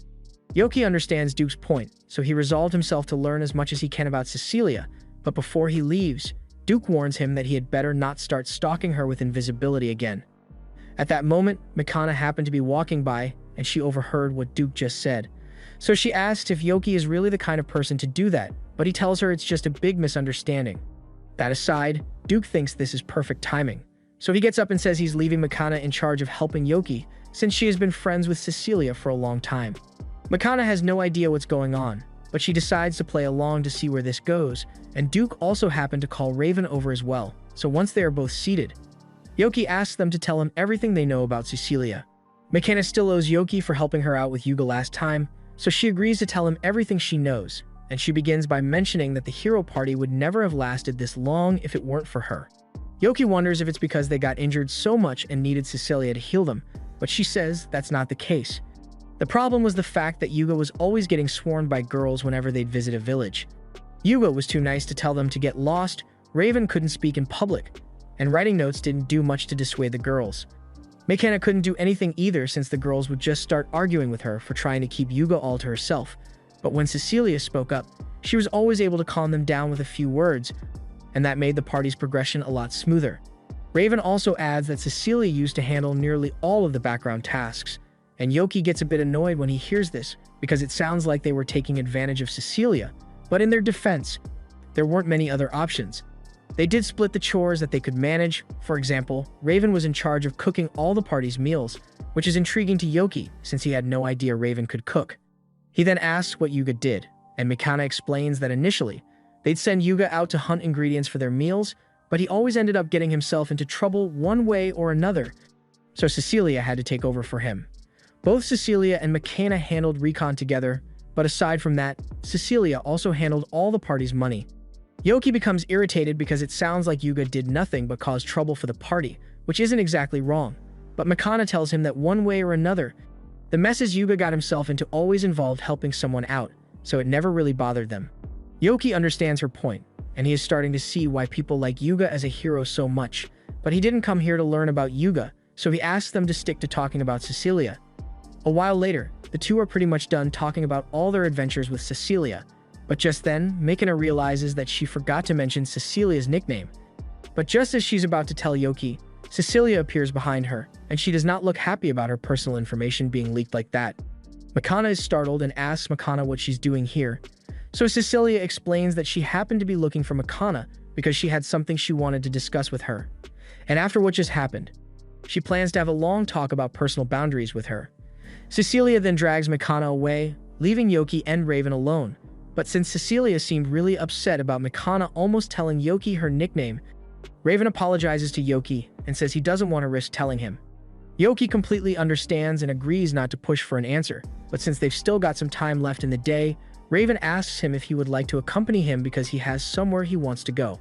Yoki agrees, so he is led to an orphanage in the city, and Raven explains that this is where Cecilia and the rest of them spend a lot of time volunteering. As they walk to the entrance, a bunch of the kids there run up to Raven and start calling him the cold-blooded swordsman. Yoki is a bit confused by this, but Raven explains that cold-blooded swordsman is just his nickname, and a moment later, Yoki hears one of the kids asking if the Holy Mother is going to be coming today, and he assumes that must be Cecilia's nickname. After handing out treats to the orphans, Yoki and Raven head back, and along the way, Yoki asks Raven why people started calling him the cold-blooded swordsman. He explains that because he refused to speak around other people or in battle, people began to see him as a stone-cold killing machine, and the name just stuck after that. That makes sense to Yoki, but he doesn't understand why Cecilia would be so embarrassed about her nickname since Holy Mother doesn't seem that bad. Raven says it's not his place to explain how Cecilia got her nickname, but if Yoki wants to know so badly, then he could always go to ask Cecilia herself. Yoki agrees, but he can't think of any good ways to get to know her. However, Raven asks why he doesn't just ask her to join him on a mission, and hearing this, Yoki stops dead in his tracks because it's an absolutely brilliant idea. The next day, he manages to convince Cecilia to go on a mission with him, and he asks Raven to come as well for moral support. But to his surprise, the first person to show up turns out to be Mikana. He asks her what she's doing here, so she explains that Raven asked her to fill in for him because something came up. Yoki is a bit disappointed to hear that, but Mikana tells him she already knows all about his plan to get closer to Cecilia with this mission, so she tells him that if he lets her in on the details, she can give him some advice. Yoki appreciates it, so he informs her that the mission is to clear out a group of undead monsters, and Mikana thinks that's a great idea since it will give Cecilia a chance to shine, but Yoki explains that he was actually going to take out all the monsters by himself to prove to Cecilia that he's cool. When Mikana hears this, she is absolutely dumbfounded because she can't believe Yoki thought sidelining Cecilia on a mission would be a good way to get to know her. She tells him that if he really wants to bond with Cecilia, then he needs to fight alongside her in battle, and to that end, she suggests that the two of them take the front lines while she acts as support. A few moments later, Cecilia arrives, and it looks like she brought Happiness to help as well, so they all head out together. They soon arrive at the haunted house, and Yoki and Happiness are eager to speedrun the haunted house, but Mikana stops them and reminds Yoki of the plan. So he calms down and says he and Cecilia will act as the frontliners, while Mikana and Happiness will act as the rear guards.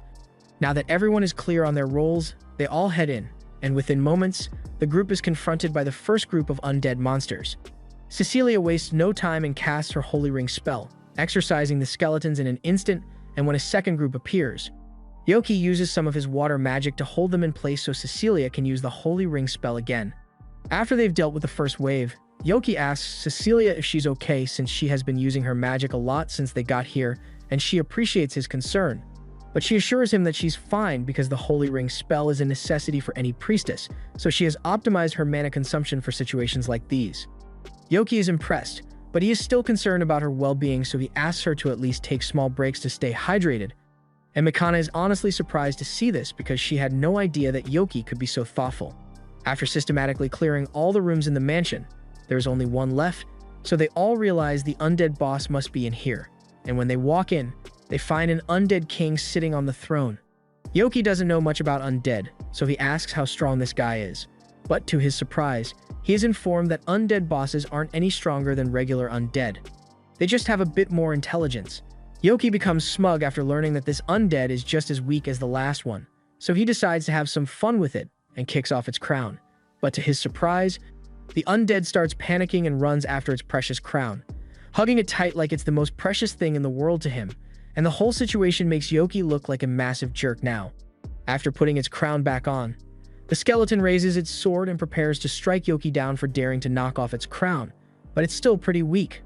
So Yoki easily knocks the sword out of its hands, and after that, the skeleton realizes it's outmatched, so it surrenders. Since the undead isn't going to be fighting back anymore, Yoki tells Cecilia she can exorcise it now, but she still feels a bit sorry for the undead, so she decides to talk to it first. Since he was so protective of his crown, she asks if he used to be a king back when he was alive, but the undead isn't sure. All it knows is that the crown is really important to him, and he really doesn't want to leave it behind, so Cecilia does something special for him. She uses an advanced holy spell to give the undead a first-class ticket to heaven so he can take his crown with him. It was a nice gesture, but unfortunately, advanced spells like that eat up a lot of mana, so Cecilia is on the brink of collapse now. With that, the mission is over, but since Makana and Happiness didn't do anything this whole mission, Yoki suggests they should go do one final sweep of the house to make sure there are no undead left. And while they are gone, he asks Cecilia if she needs some help walking back to the carriage. Cecilia thanks him for the offer, but as she tries to lean on Yoki's shoulder, her legs completely give out on her, so Yoki takes the initiative and picks her up in his arms for a princess carry. Cecilia is really embarrassed because she doesn't want anyone to see her like this, but Yoki tells her it's fine since Makana and Happiness are probably on the other side of the building by now, and truth be told, Cecilia kind of likes it. A little while later, Makana and Happiness are done sweeping the house, so they return to the carriage, but there, they find Yoki and Cecilia sitting in awkward silence, and they are left wondering what could have possibly happened. Later on, Yoki visits Cecilia for tea as usual, but while he's there, she mentions that she heard he went to the orphanage with Raven recently, and that means he must have heard the kids use her nickname. So she wants to ask Yoki to please never address her by that nickname. Yoki says he would never do anything to intentionally upset her, but he is a bit curious as to why she doesn't like it, since to him, the nickname Holy Mother seems quite fitting. Cecilia explains that during their adventures, since she always handled most of the chores, Yugo would constantly praise her for her skills and compare her to his mother, even in front of other people. And from there, people started calling her Holy Mother as a joke, which she always hated.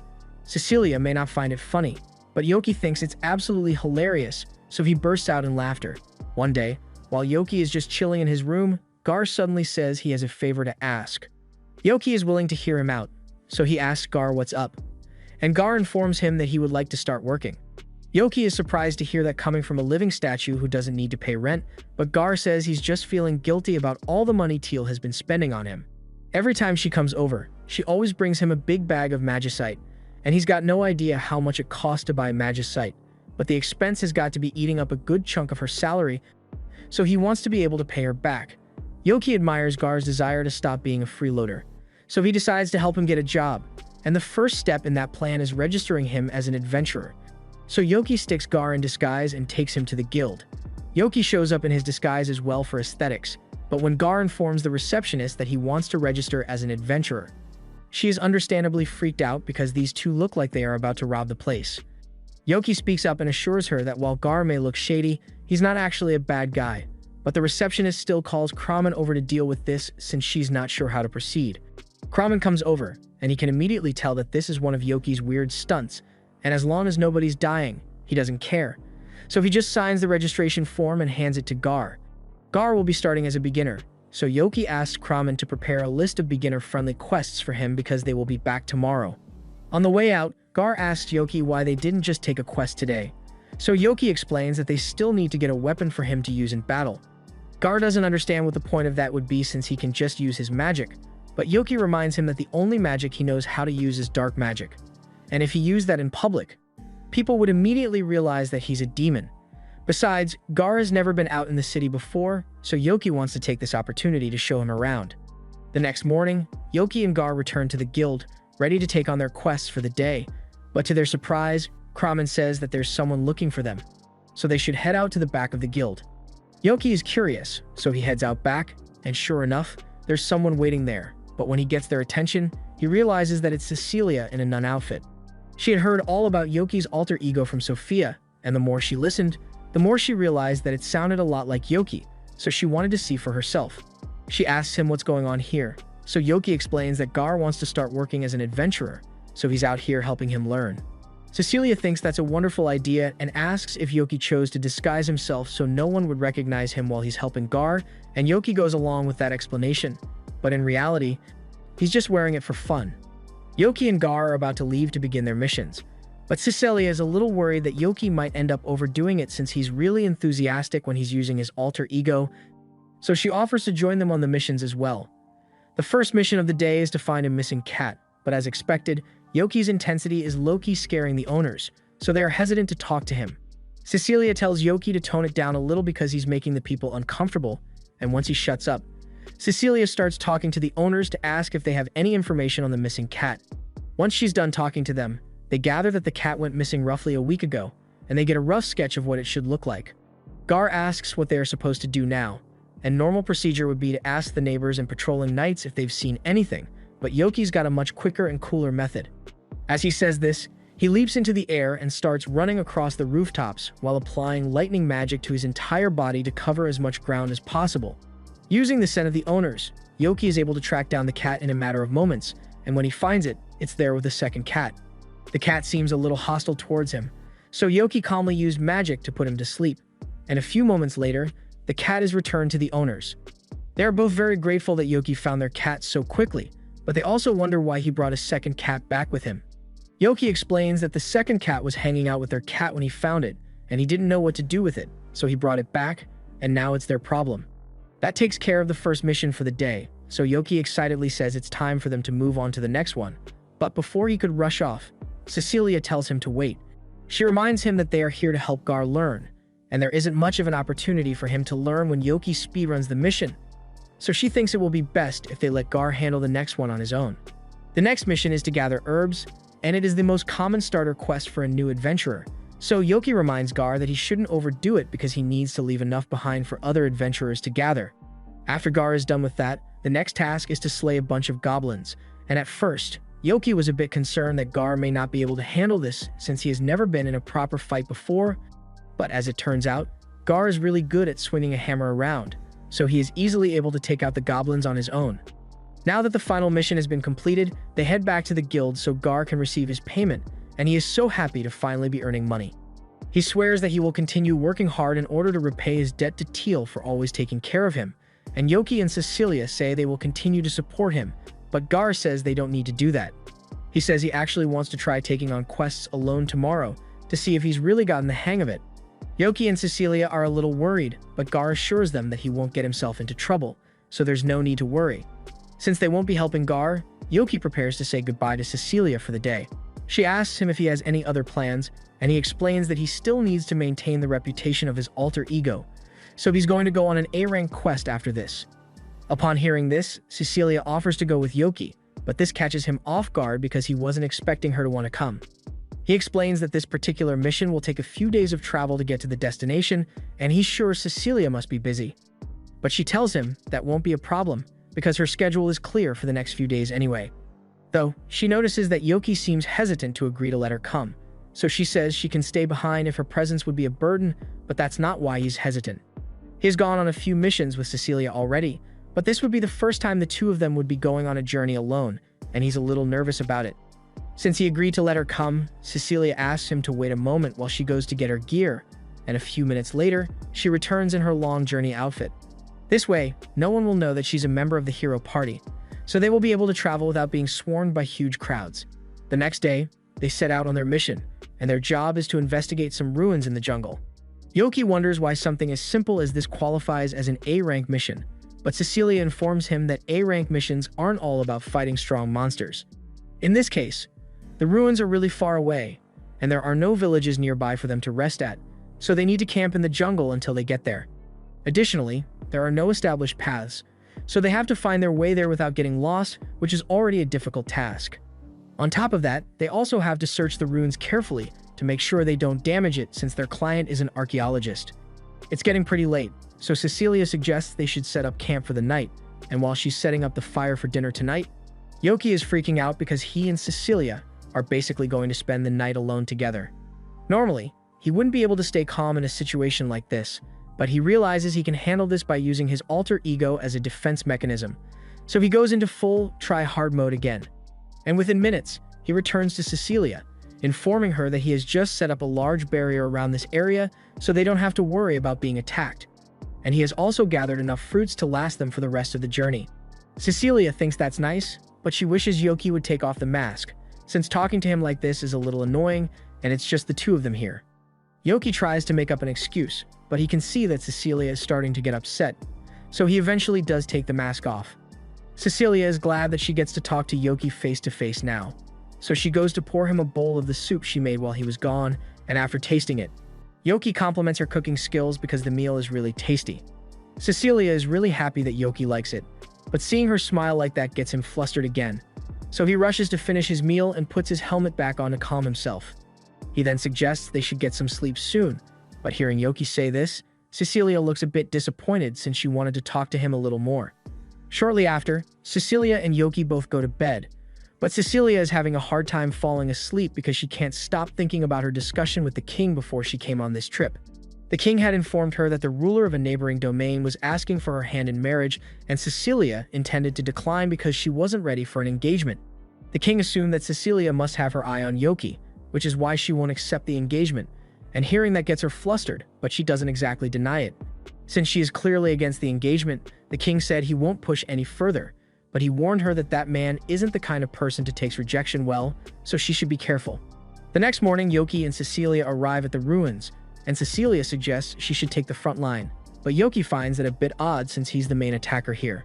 She explains that most of Yoki's magic is so powerful that he would end up destroying the ruins if he used any of it, which is why she wants to stay in the front so she can carefully restrain any monsters they come across. However, Yoki tells her there's nothing to worry about because he's got a ton of subtle spells in his arsenal. Plus, he can sense monsters ahead of time, so it would be best for him to take the lead on this one. Cecilia agrees, and after traversing the ruins for quite a while, they eventually come across a room which makes Yoki stop in his tracks. He warns Cecilia that he can sense 13 monsters in that room, and sure enough, when they take a look inside, they find exactly 13 monsters. Cecilia is impressed that Yoki could sense the number so accurately, but she's not sure what they should do here, since her binding spell won't work on that many targets at once. She suggests they should just go around the room, but Yoki stops her and says he's got this covered because he knows the perfect spell for the job. He then casts an illusion spell that attracts all the rats and bats towards it, and while they are distracted, he covers Cecilia's eyes to keep her from being affected by the spell so they can walk past. Once they've made it through the room, Cecilia asks Yoki what that spell was. So he explains that it was an illusion spell which shows the target the thing they most desire, and when you see something like that, it's really difficult to look away, which is why the monsters were so distracted. If Yoki were to look at the spell, he's sure he would see an image of Cecilia, but he's got no idea what Cecilia would see. Cecilia gives it some thought, and for a moment, Yoki thinks she might be thinking about him, but as it turns out, she was just thinking about cake. After that, they continue to progress through the ruins, but Yoki is starting to realize that there's nothing interesting about this place. It's just a bunch of empty rooms and plants scattered all over the place, and he's really disappointed because he was expecting to see something cool. On the bright side, they did get to see an amazing view, but that's the only thing remarkable about this place, so they consider the mission complete and they begin the journey back. Once they arrive at the guild, Cecilia presents Kramen with the detailed report she wrote, and Kramen is overjoyed to see this because it means he doesn't have to spend any time writing the report himself. He then hands over the reward for the mission, and as expected of an A-rank mission, they are getting paid well for their efforts. Yoki suggests he and Cecilia should celebrate together with the money they just earned, and Cecilia agrees, but first, they head back to Yoki's room so he can get changed. However, when they arrive, they didn't Teal laying on the floor, absolutely devastated because she came over to Seagar, but he hasn't been here for the past 4 days. She begs Yoki to tell her what happened to him, but Yoki has no idea what's going on. Fortunately, at that moment, Gat happened to return from his adventure, and Teal immediately jumps into his arms because she's so glad to see him. Gar apologizes for not informing her in advance, but he explains that he recently became an adventurer, and he has been working for the past few days, so Teal won't need to overburden herself for his sake. Teal tells him he doesn't need to worry about her because she's working by choice, but still, he doesn't want to be a burden, so he says he will continue to work to repay his debt to her.